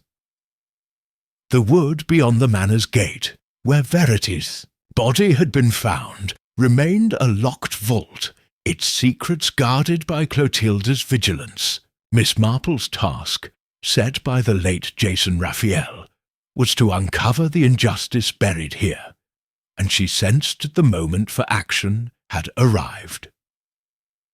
Breakfast was a strained affair, the dining room heavy with unspoken tension. Clotilde, her dark hair swept into an elegant knot, maintained her air of quiet authority, though her eyes lingered on Anthea, who sat hunched over a barely touched plate of eggs. Professor Wanstead, his scholarly demeanour sharpened by suspicion, exchanged a glance with Miss Marple, their silent pact to pursue the truth unbroken. Mrs. Risley Porter, oblivious to the undercurrents, lamented the lack of marmalade, while Joanna Crawford and Emlyn Price, seated close, kept their voices low, their furtive intimacy a minor but persistent distraction. Mr. Casper, the guide, announced the day's plan: a morning visit to a nearby abbey ruins, followed by an afternoon of leisure. Miss Marple, however, had other intentions. She needed to speak with Anthea alone, to coax out the truth her fear concealed, and to confront Clotilde, whose composure masked a deeper turmoil. As the group dispersed, Miss Marple lingered in the parlour, her knitting in hand to maintain her air of harmlessness. Anthea, hovering near a window, seemed lost in thought, her scarf twisted into a knot. Miss Marple approached, her smile gentle. "Miss Anthea, might I trouble you for a moment? I'm quite hopeless with directions, and I thought you might know a quiet path for a stroll later." Anthea started, her pale face flushing. "Oh, I'm not sure. Clotilde knows the paths better. I don't go out much." Her voice was brittle, her eyes darting toward the door. Miss Marple's tone remained soft, disarming. "Of course, dear. It's just that you seem so fond of the manor's grounds. I heard Verity loved them too. It must bring back such memories." Anthea's hands trembled, and she clutched her scarf tighter. "Verity. Yes, she did. She was always in the gardens or the wood. Clotilde didn't like her going there, not with Michael. They fought about it, you know, before." Her voice broke, and she looked away, tears welling. Miss Marple's heart quickened, but her expression stayed kind. "Before she was taken. How dreadful for you both. It sounds as if Clotilde cared for her deeply." "Too deeply," Anthea whispered, almost to herself. She couldn't let Verity go. When Verity chose Michael, Clotilde was different, angry, but not like you'd think, quiet, cold. She stopped, her face paling as if she'd said too much, and mumbled an excuse about needing to prepare for the Abbey trip. Miss Marple let her go, her mind racing. Anthea's words confirmed the pattern. Clotilde's love for Verity, possessive to the point of obsession, had fractured under the strain of Verity's independence. An argument, a cold anger, these were the sparks that might have ignited a tragedy. But she needed more than whispers and hints. She needed to see the wood, to walk its paths, and she needed to test Clotilde's defences directly. The Abbey visit provided her opportunity. Claiming a touch of fatigue, Miss Marple excused herself from the group, assuring Mr. Casper she would rest at the guest house. Instead, she slipped out, her walking stick in hand, and made her way to the manor's grounds.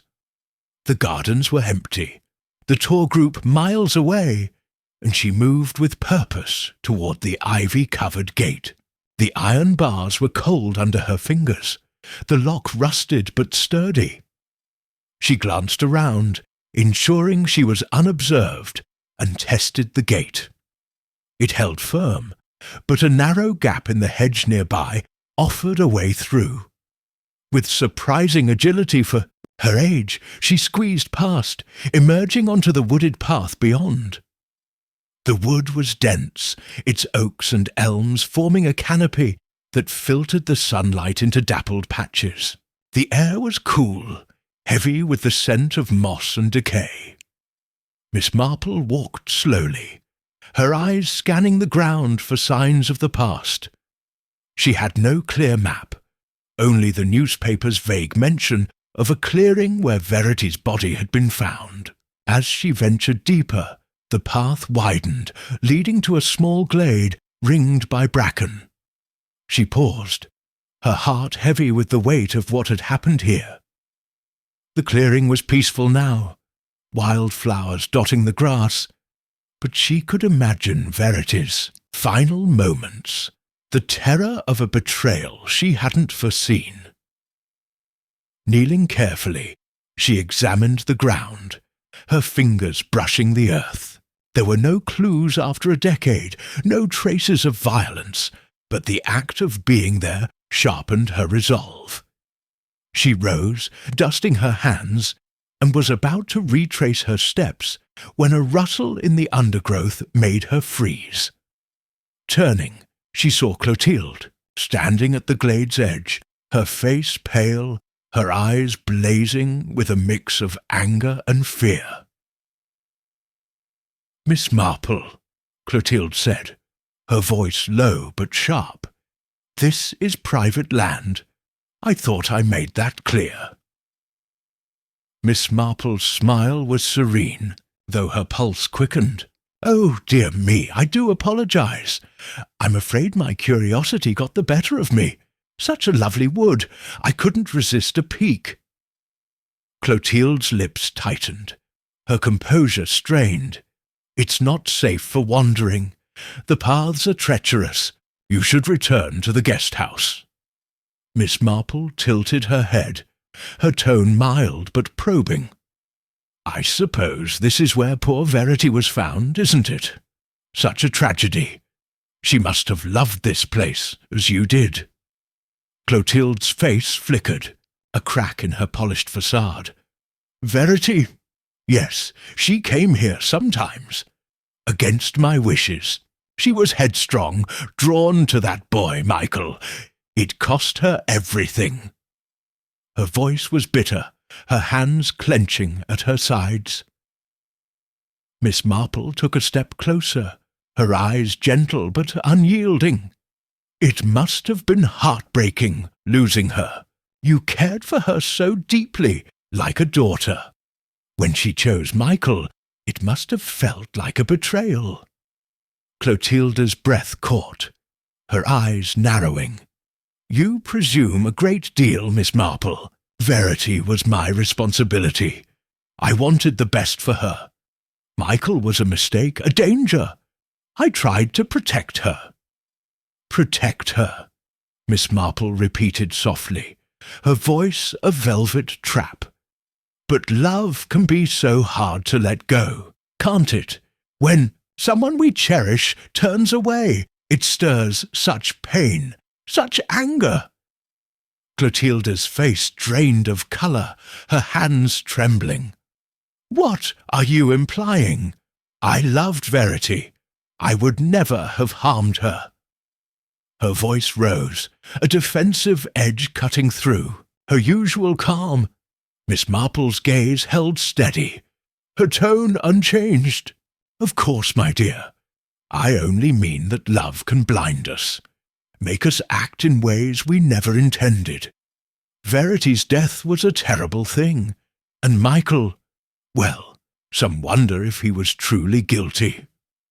Clotilde's eyes flashed, but she said nothing, turning abruptly and striding back toward the gate.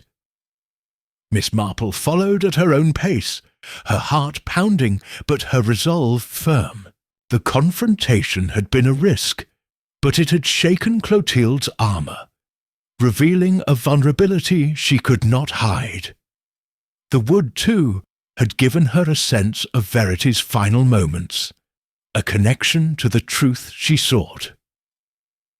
Back at the guest house, Miss Marple found Professor Whodunit in the parlour, his notebook open to a page of scribbled theories. He looked up, his eyes shrewd. "You've been busy, Miss Marple. Not at the Abbey, I take it?" She smiled, settling into a chair. "A little walk, Professor. The manor's grounds are so inviting." He leaned closer, his voice low. "I've been thinking about Elizabeth's fall. The stone was tampered with, no question. And her words to you about love and doom, they point to Clotilde, don't they? Her obsession with Verity was no secret."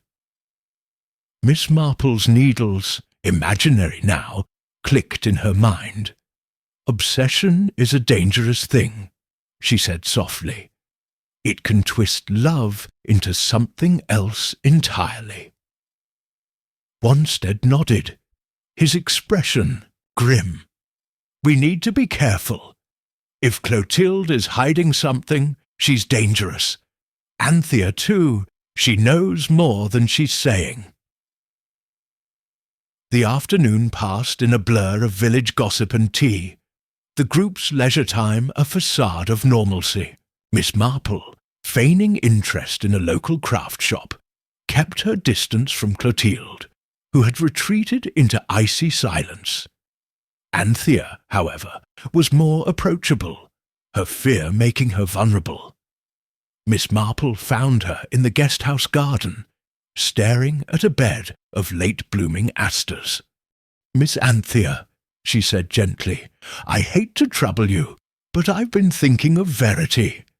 You said Clotilde was angry when Verity chose Michael. Did they ever reconcile?" Anthea's face crumpled, her voice a whisper. "No.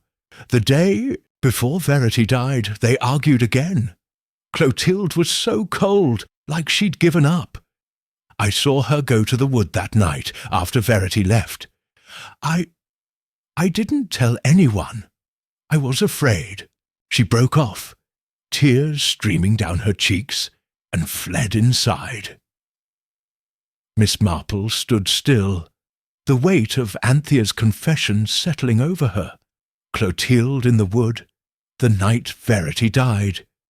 It was not proof, but it was a beacon, guiding her toward the truth. She returned to her room, her thoughts a whirl of fragments. Clotilde's anger, Anthea's fear, Elizabeth's warning, the wood's silent testimony. Tomorrow she would gather the group, with Wanstead's help, and lay her cards on the table. For now, she opened her prayer book, her lips moving in a quiet plea for courage, her eyes fixed on the manor's dark silhouette against the twilight. Chapter 8. The Unmasking. The evening sky over Jocelyn St. Mary was a deep indigo, pricked with the first stars. As Miss Jane Marple sat in the guest-house parlour, her hands folded neatly in her lap. The room was softly lit by brass lamps, their glow casting shadows on the floral wallpaper, and a fire crackled in the hearth, lending a deceptive warmth to the gathering. The tour group, subdued by the weight of recent events, had assembled at Miss Marple's quiet request, orchestrated with Professor Wanstead's discreet assistance. Her lavender shawl was draped over her shoulders, her knitting bag tucked beside, her chair, but her bright eyes were alert, her mind a steel trap poised to spring. The moment had come to unravel the mystery Mr. Jason Raphael had tasked her with, to expose the injustice buried in the heart of the old manor house. The past days had built a mosaic of clues, each fragment sharp and telling. Elizabeth Temple's fall, no accident but a deliberate act, had silenced her knowledge of Verity Hunt's life, her cryptic words. Love was her doom, pointing to a motive rooted in obsession. The library's records had exposed the flimsiness of Michael Raphael's conviction, a young man condemned by circumstance rather than proof. Clotilde Bradbury Scott's possessive devotion to Verity, described by Mrs. Barrow and confirmed by Anthea's trembling confessions, had fractured under the strain of Verity's love for Michael. Anthea's revelation that Clotilde had gone to the wood the night Verity died had been the final thread, tying the manor's secrets to the clearing where a girl's life had ended. Miss Marple's confrontation with Clotilde in that same wood had shaken her composure, revealing a woman haunted by more than grief. The parlour was crowded, the tour group seated in a loose semicircle around the fire. Clotilde, her elegance strained, but intact, sat near the window, her dark eyes wary. Anthea beside her clutched a handkerchief, her face pale and drawn. Professor Wanstead, his scholarly air tempered by a quiet resolve, leaned against the mantel, his notebook tucked away, but his gaze sharp.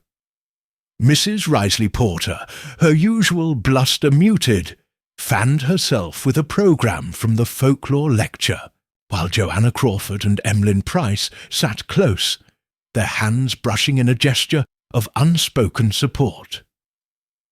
Mr. Casper, the guide, hovered near the door, his cheerfulness replaced by unease. The absence of Elizabeth Temple, still in the hospital, hung over the room like a spectre. Miss Marple rose, her movements slow but deliberate, her voice soft, yet carrying the weight of authority. "My dear friends," she began, her eyes sweeping the group, "I've asked you here tonight because we've shared a troubling time. Miss Temple's accident, so sudden and so grave, has made us all reflect, and it has brought to mind another tragedy, one that lingers in this village like a shadow. Verity hunts death." A murmur rippled through the room, Anthea's breath catching audibly. Clotilde's face tightened, her hands clenching in her lap. Miss Marple continued, her tone gentle but unyielding. "Verity was a bright young girl, full of promise, taken from us 10 years ago in that wood beyond the manor. A young man, Michael, Raphael, was blamed, convicted on evidence that, to some, seemed less than certain. I've been thinking about Verity, about her life here, and about those who loved her." Wanstead's eyes met hers, a nod of encouragement. Mrs. Risley Porter shifted uncomfortably, muttering about unpleasant topics. But Miss Marple pressed on. "Love is a powerful thing, isn't it? It can lift us up, but it can also bind us too tightly. Verity was loved deeply, perhaps most by Miss Clotilde, who took her in as a child, raised her as a daughter. It's a beautiful thing, such devotion, but it can become overwhelming." Clotilde's voice cut through the silence, sharp and controlled. "Miss Marple, I don't see the purpose of this. Verity's death was a tragedy, but it's long past. Michael Raphael was found guilty. Why dredge it up now?" Miss Marple's smile was serene, her eyes piercing. "Because truth, Miss Clotilde, has a way of lingering. I've learned a few things these past days. Verity loved Michael, wanted a life with him. You disapproved, didn't you? You saw him as unworthy, a threat to the bond you shared with her." Anthea whimpered, her handkerchief pressed to her mouth. Clotilde's face paled, but she held Miss Marple's gaze. "I wanted what was best for Verity. Michael was trouble, a gay thief, a drifter. I tried to protect her." "Protect her," Miss Marple repeated, her voice soft as a whisper. "But Verity was young, eager for her own path. She argued with you, didn't she? The day before she died, and perhaps again that night. You couldn't bear the thought of losing her, could you? The room was still, the fire's crackle the only sound." Joanna's eyes widened, Emlyn's hand tightening on hers. Wanstead stepped forward, his voice low but firm. "Miss Marple, are you suggesting what I think you are?" She nodded, her expression grave. "I'm suggesting that Verity's death was not the work of Michael Raphael. The evidence against him was weak, fibres that could have come from anywhere, a witness who barely saw him. But someone else was in the wood that night, someone whose love for Verity turned to rage when she chose another path." Anthea's sob broke the tension, her voice trembling. "Stop, please, I can't. Clotilde, tell her." She turned to her sister, her eyes pleading. But Clotilde's face was a mask, her lips pressed into a thin line. Miss Marple's voice remained steady, her words deliberate. "Miss Anthea, you saw something, didn't you? You told me Clotilde went to the wood that night, after Verity left. You've been afraid ever since, carrying a burden you couldn't share." Anthea's shoulders shook, her voice barely audible. I saw her go. Verity was upset. She ran out after their argument. Clotilde followed her. When she came back, she was different. Quiet, like she'd done something awful. I didn't want to believe it, but I knew. Clotilde's composure shattered, her voice rising in a cry that silenced the room. "Enough! You don't understand. Verity was mine, my daughter, my everything. I gave her a home, a future, and she threw it away for that worthless boy."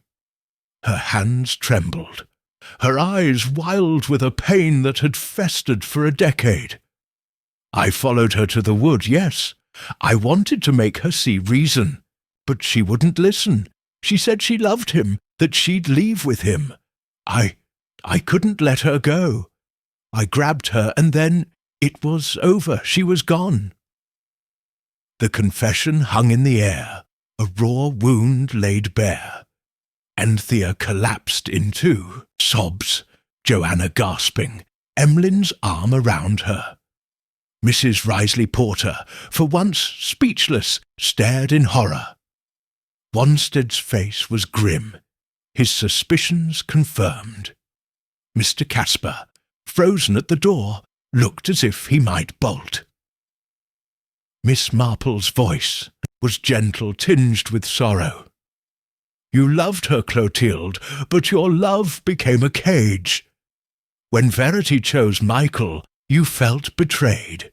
In that moment of rage, you took her life and let Michael bear the blame." Clotilde's shoulders sagged, her defiance crumbling. "I didn't mean to. It was so quick. I hid her in the bracken, and when they found her, I said nothing. Michael was easy to blame. Everyone hated him. I thought it would end there." Her voice broke, tears streaming down her face. "But it never ended. She's still with me, every day." Miss Marple stepped closer, her eyes kind but firm. "And Elizabeth Temple, did you fear she knew too much? Her fall was no accident, was it?" Clotilde's head jerked up, her voice a whisper. She kept asking questions, talking about Verity's letters. I loosened the stone. I didn't mean for her to die, only to stop her." She buried her face in her hands, her sobs echoing in the silent room. Wanstead moved swiftly, signalling Mr. Caspar to fetch the police. "It's over, Miss Clotilde," he said, his voice steady. "The truth is out." Miss Marple sat down, her heart heavy with the weight of justice.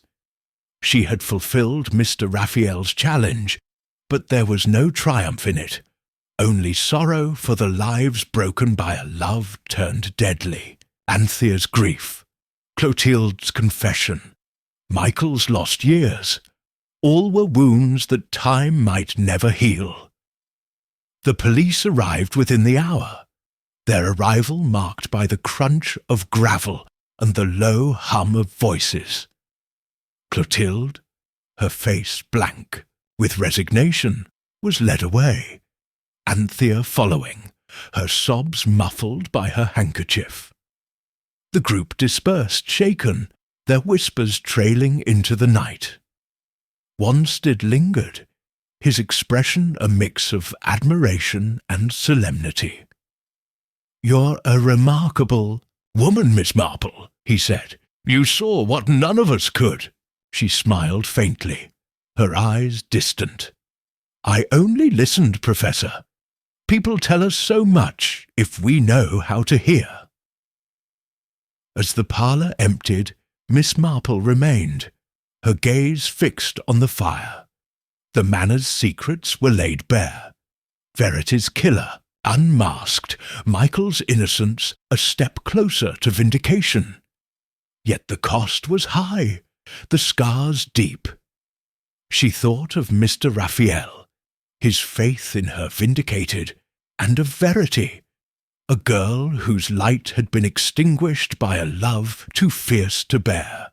The night stretched on, the stars cold above, but Miss Marple's resolve was unshaken, her duty done. Chapter 9. Justice Served. The morning light crept over Jocelyn St. Mary with a tentative grace, painting the village in hues of gold and grey. Miss Jane Marple stood at the window of her guest-house room, her hands clasped lightly, her lavender shawl draped over her shoulders. The old manor house loomed in the distance, its ivy-clad walls silent now, stripped of their secrets. The events of the previous evening, Clotilde Bradbury Scott's shattering confession, Anthea's tearful collapse, the police's sombre arrival, had left a stillness in their wake, a hush that settled over the village like frost. Miss Marple's task set by the late Jason Raphael was complete. The injustice of Verity Hunt's murder had been laid bare, her killer unmasked. Yet, as she gazed at the waking world, her heart carried no triumph, only a quiet sorrow for the lives fractured by a love turned deadly. The parlour confrontation had been a crucible, burning away pretense to reveal the truth.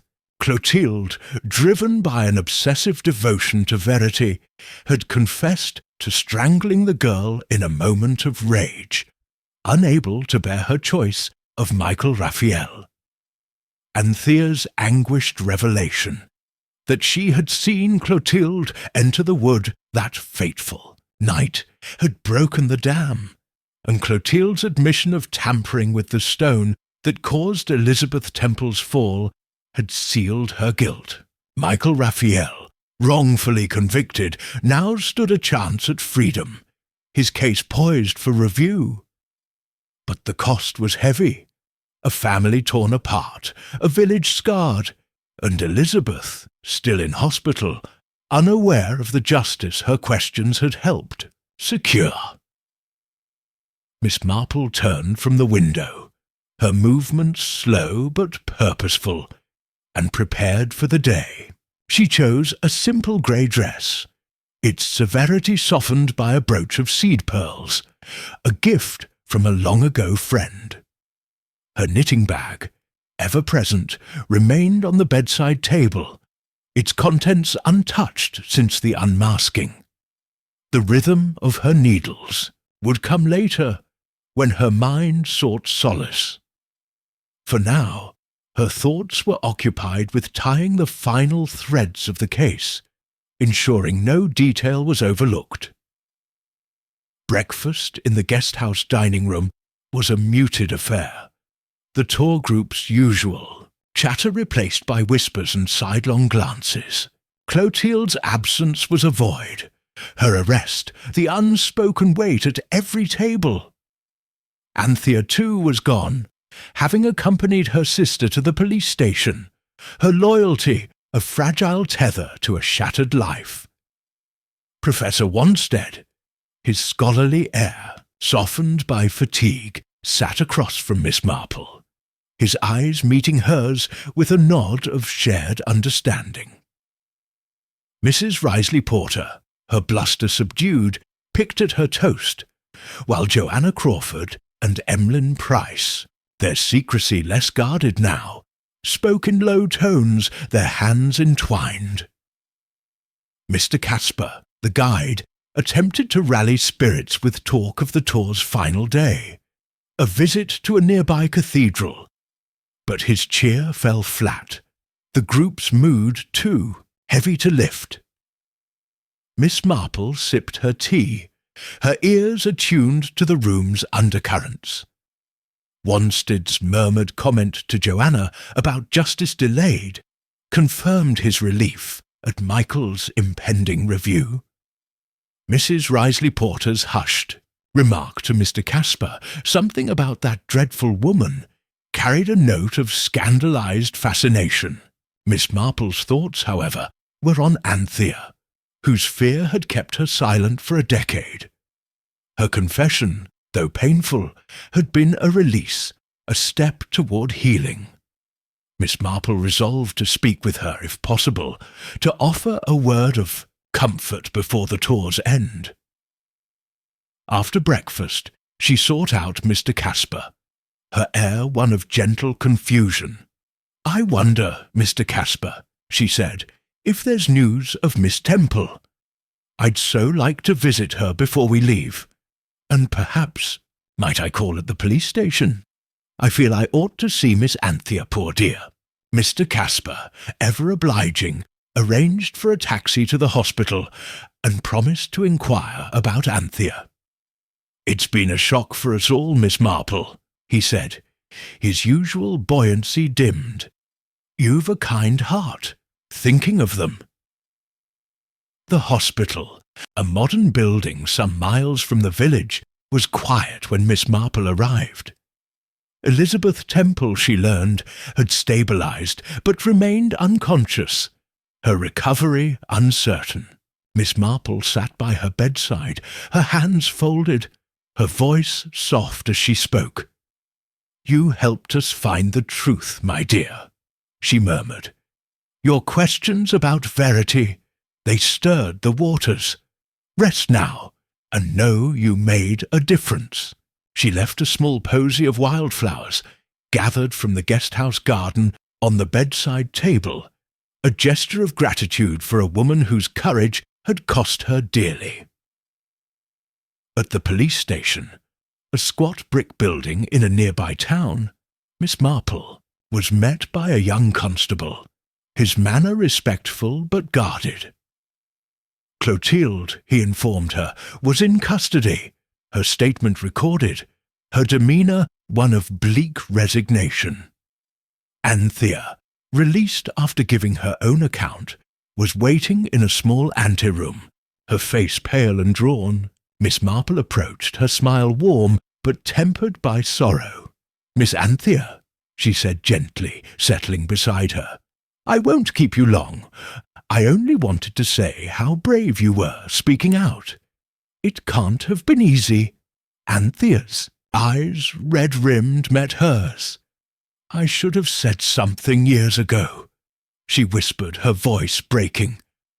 "I knew Clotilde was different that night, but I was afraid of her, of what it meant.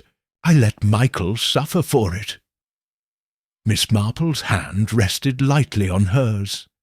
"Fear is a heavy burden, my dear. You carried it alone for so long, but you've set things right now.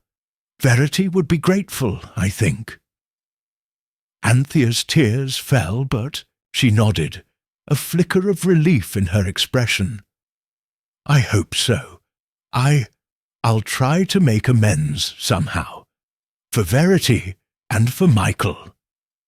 Miss Marple left her with a quiet word of encouragement, her heart aching for the woman whose life had been shadowed by her sister's crime. Outside the taxi waited, and she returned to the guest-house, her thoughts turning to Michael Raphael. She had no doubt his case would be reopened, the evidence re-examined in light of Clotilde's confession. Jason Raphael, estranged from his son, had sensed the injustice from afar, his faith in Miss Marple's peculiar genius vindicated. She felt a pang of regret that he could not know the outcome, though she liked to think his spirit, wherever it roamed, was at peace. The afternoon was given to the cathedral visit, a grand Gothic structure whose spires pierced the sky. Miss Marple joined the group, her presence a quiet anchor amid their unease. The cathedral's vast nave, with its stained glass windows casting jewelled light, offered a moment of respite, a chance to reflect. She sat in a pew, her hands folded, and thought of Verity, a girl full of promise, caught in a web of love too fierce to bear. She thought of Clotilde, whose devotion had twisted into destruction, and of Anthea, whose silence had been both shield and shackle, and she thought of Michael, a young man whose life might yet be reclaimed. Professor Wanstead found her there, his expression a mix of admiration and solemnity. "You've done a remarkable thing, Miss Marple," he said, settling beside her. "I've studied criminal minds for years, but you see the heart of things. Clotilde's confession, Anthea's courage, it's all because you knew where to look." Miss Marple's smile was faint, her eyes distant. "I only watch, Professor, and listen. People tell us so much if we're patient. Verity deserved justice, and Michael deserved truth. I'm glad they have it now." Wanstead nodded, his voice low.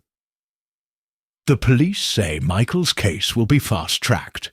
With Clotilde's statement, he's likely to be exonerated. It won't give him back the years, but it's something." "Something," Miss Marple agreed, her tone tinged with sorrow. "But not enough. Justice heals, but it doesn't erase."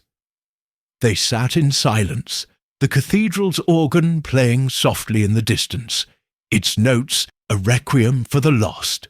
Miss Marple's thoughts drifted to Mr. Raphael, his letter a beacon that had guided her here. My nemesis, he had called her, a jest that carried the weight of trust. She had honoured that trust, but the victory was bittersweet, the scars too deep to ignore. Back at the guest house, the group prepared for their final evening, a quiet dinner marking the tour's end.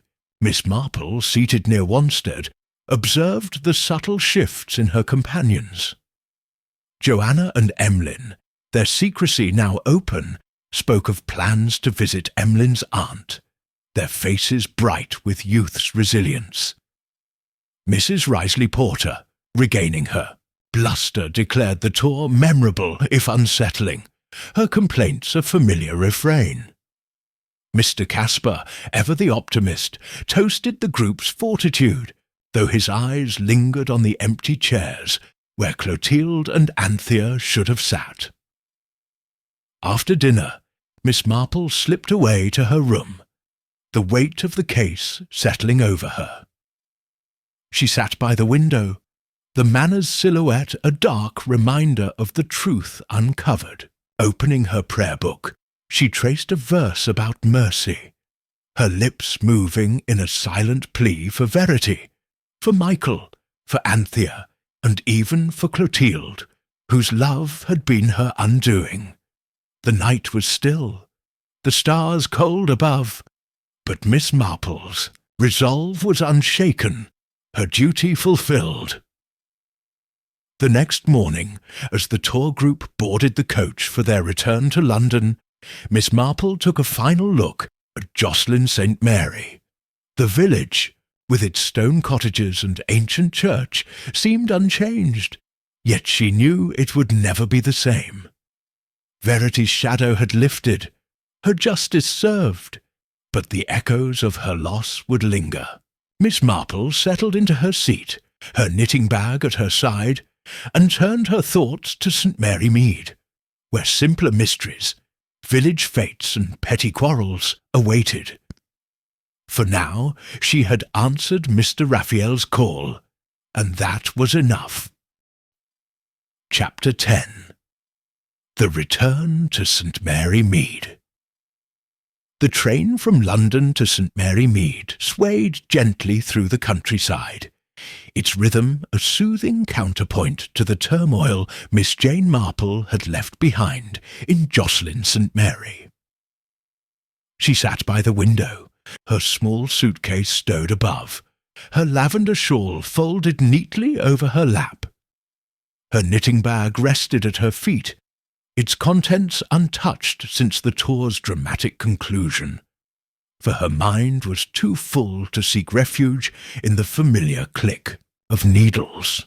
The landscape outside blurred into a patchwork of green fields and hedgerows, but her thoughts lingered on the old manor house, where a decade-old injustice had finally been laid bare. The unmasking of Clotilde Bradbury Scott as Verity Hunt's killer had been a sombre triumph, the culmination of Mr. Jason Raphael's posthumous challenge.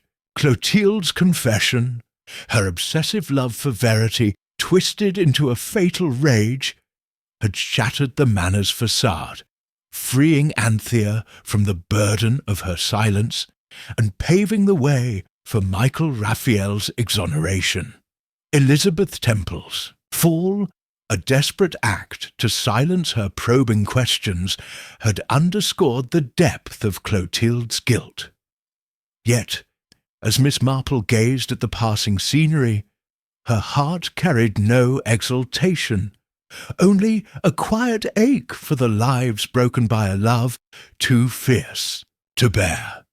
The journey home was a chance to reflect, to sift through the fragments of the case and set them in order.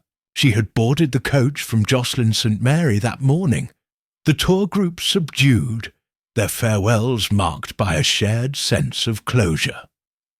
Professor Wanstead had clasped her hand, his scholarly reserve giving way to admiration.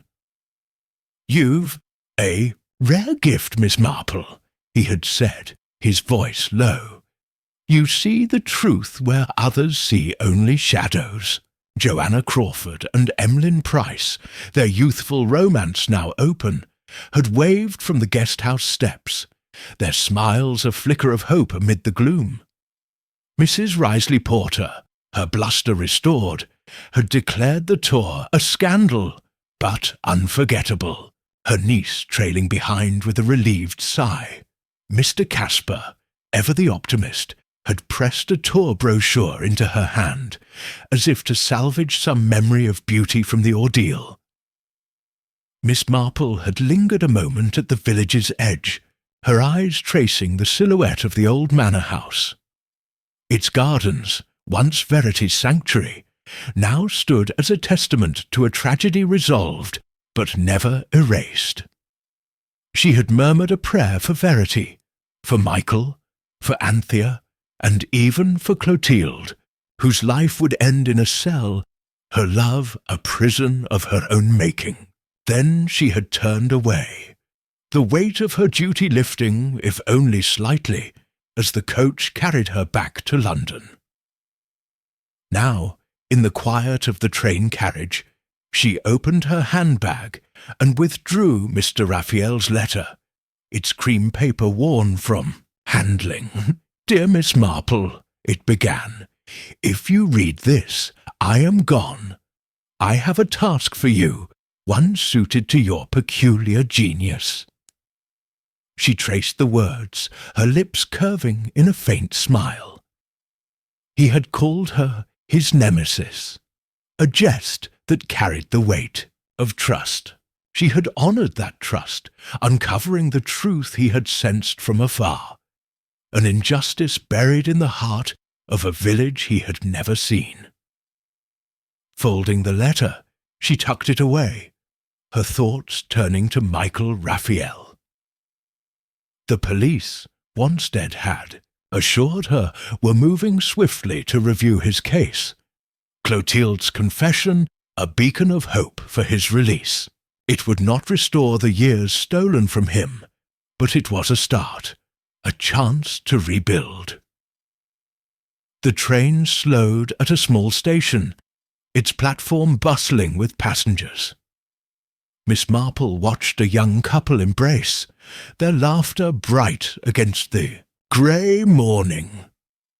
She thought of Verity, whose love for Michael had been her undoing, and of Clotilde, whose love had consumed them both. Love, she mused, was a force as unpredictable as the sea, capable of creation and destruction in equal measure.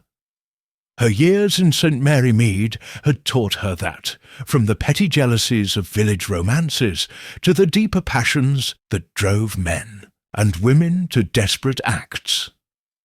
A porter's call roused her from her reverie, and she gathered her things as the train approached St. Mary Mead. The station was a familiar sight, its flower boxes bursting with marigolds, its platform worn by decades of comings and goings. Cherry Baker, her maid, waited by the ticket office, her cheerful face a welcome beacon. "Miss Marple," she called, hurrying forward to take the suitcase. "You're back at last. Was it a grand adventure, all those big houses?" Miss Marple smiled, her eyes twinkling. "Grand in its way, Cherry, but rather tiring. I'm glad to be home." Cherry chattered as they walked to the cottage. Her questions about the tour met with Miss Marple's gentle deflections. "Oh, the gardens were lovely," she said, "and the company most interesting. But I've missed my own fireside." She had no wish to burden Cherry with the darker truths of Jocelyn St. Mary, though she suspected the village gossip would soon catch wind of the scandal. The cottage was as she had left it, its rose-covered walls a haven of familiarity. The sitting-room welcomed her with the scent of polished wood and fresh flowers. A vase of dahlias on the tea-table, courtesy of Cherry's thoughtfulness. Miss Marple settled into her favourite armchair, her shawl draped over her knees, and accepted a cup of tea from Cherry's bustling hands. "You rest now," Cherry said, her tone firm. "I'll have supper ready in a jiff." Alone, Miss Marple sipped her tea, her gaze drifting to the fireplace where a small blaze crackled. The case was closed, its secrets laid bare, but its echoes lingered. She thought of Anthea, whose courage had broken a decade of silence, and of Elizabeth Temple, whose questions had stirred the truth at great cost. She thought of the wood, its clearing a silent witness to verity's final moments, and of the Manners Gardens, where love had bloomed and withered in equal measure. Most of all, she thought of Mr. Raphael, whose letter had set her on this path, his faith in her a guiding star. The clock on the mantel chimed, its notes a gentle reminder of the present. Miss Marple reached for her knitting, the pale pink shawl, for the vicar's wife, still unfinished. The rhythm of the needles was a balm, each stitch a step toward calm. She thought of the village fete, due in a fortnight, with its predictable dramas, Mrs. Price's jam rivalry, the vicar's earnest speeches. Such small matters seemed trivial after Jocelyn St. Mary, yet they were the heartbeat of St. Mary Mead, a reminder that life, with all its flaws, went on. A knock at the door interrupted her thoughts, and Cherry ushered in Mrs. Bantry, her old friend from Gossington Hall. "Jane!" Mrs. Bantry exclaimed, her face alight with curiosity. "You're back. I've heard whispers of some excitement on your tour. Gardens and murders, they say. Do tell." Miss Marple's smile was wry, her tone light. "Oh, Dolly, you know how gossip grows. The gardens were splendid, but I'm afraid the rest is rather exaggerated. Would you like some tea?" Mrs. Bantry, undeterred, settled onto the sofa, her eyes gleaming. "Nonsense, Jane. I know that look of yours. You've been sleuthing again, haven't you? Spill it, or I'll pester you till Christmas." Miss Marple chuckled, her needles pausing. "Very well, but it's a sad tale, not the sort for village chatter. A young girl, long ago, and a mistake that cost too many lives. She recounted the case in brief, her words measured, omitting the raw pain of Clotilda's confession and Anthea's tears. She spoke of Verity's love for Michael, Clotilde's fatal obsession, and the justice that had come too late for some. Mrs. Bantry listened, her usual levity subdued. "Good heavens, Jane," she said at last, "you do find yourself in the thick of things. That poor girl and that young man. Will he be all right, do you think?" "I hope so," Miss Marple said softly. "Time heals, but it leaves scars. He'll need strength to start again." Mrs. Bantry nodded, her expression thoughtful. "And you, Jane, you carry these things, don't you? All those secrets and sorrows?" Miss Marple's eyes twinkled, though her smile was tinged with melancholy. "Perhaps, Dolly, but it's a small price to pay for truth. Now, tell me about the fate. Has Mrs. Price tried to bribe the judge again?" The conversation turned to village matters. Mrs. Bantry's tales of petty rivalries a welcome shift. Yet, as she spoke, Miss Marple's thoughts drifted back to Jocelyn, St. Mary. She saw Verity's grave, its simple stone a testament to a life cut short. She saw Clotilda's face, etched with a grief that had consumed her. She saw Anthea, stepping into a future unburdened by fear, and she saw Michael, a man she had never met, whose freedom was her gift to a father's memory. The afternoon passed in quiet routine. Cherry's supper of shepherd's pie, a comforting anchor. Miss Marple wrote a brief letter to Professor Wanstead, inquiring after Elizabeth Temple's condition and expressing hope for Michael's case. She sealed it with care, her handwriting as precise as her thoughts, and entrusted it to Cherry for the post. The evening found her by the fire. Her knitting resumed, the pink shawl growing stitch by stitch. The village was still, its lights winking through the dusk, and she felt the familiar embrace of St. Mary Mead, a haven after the storm.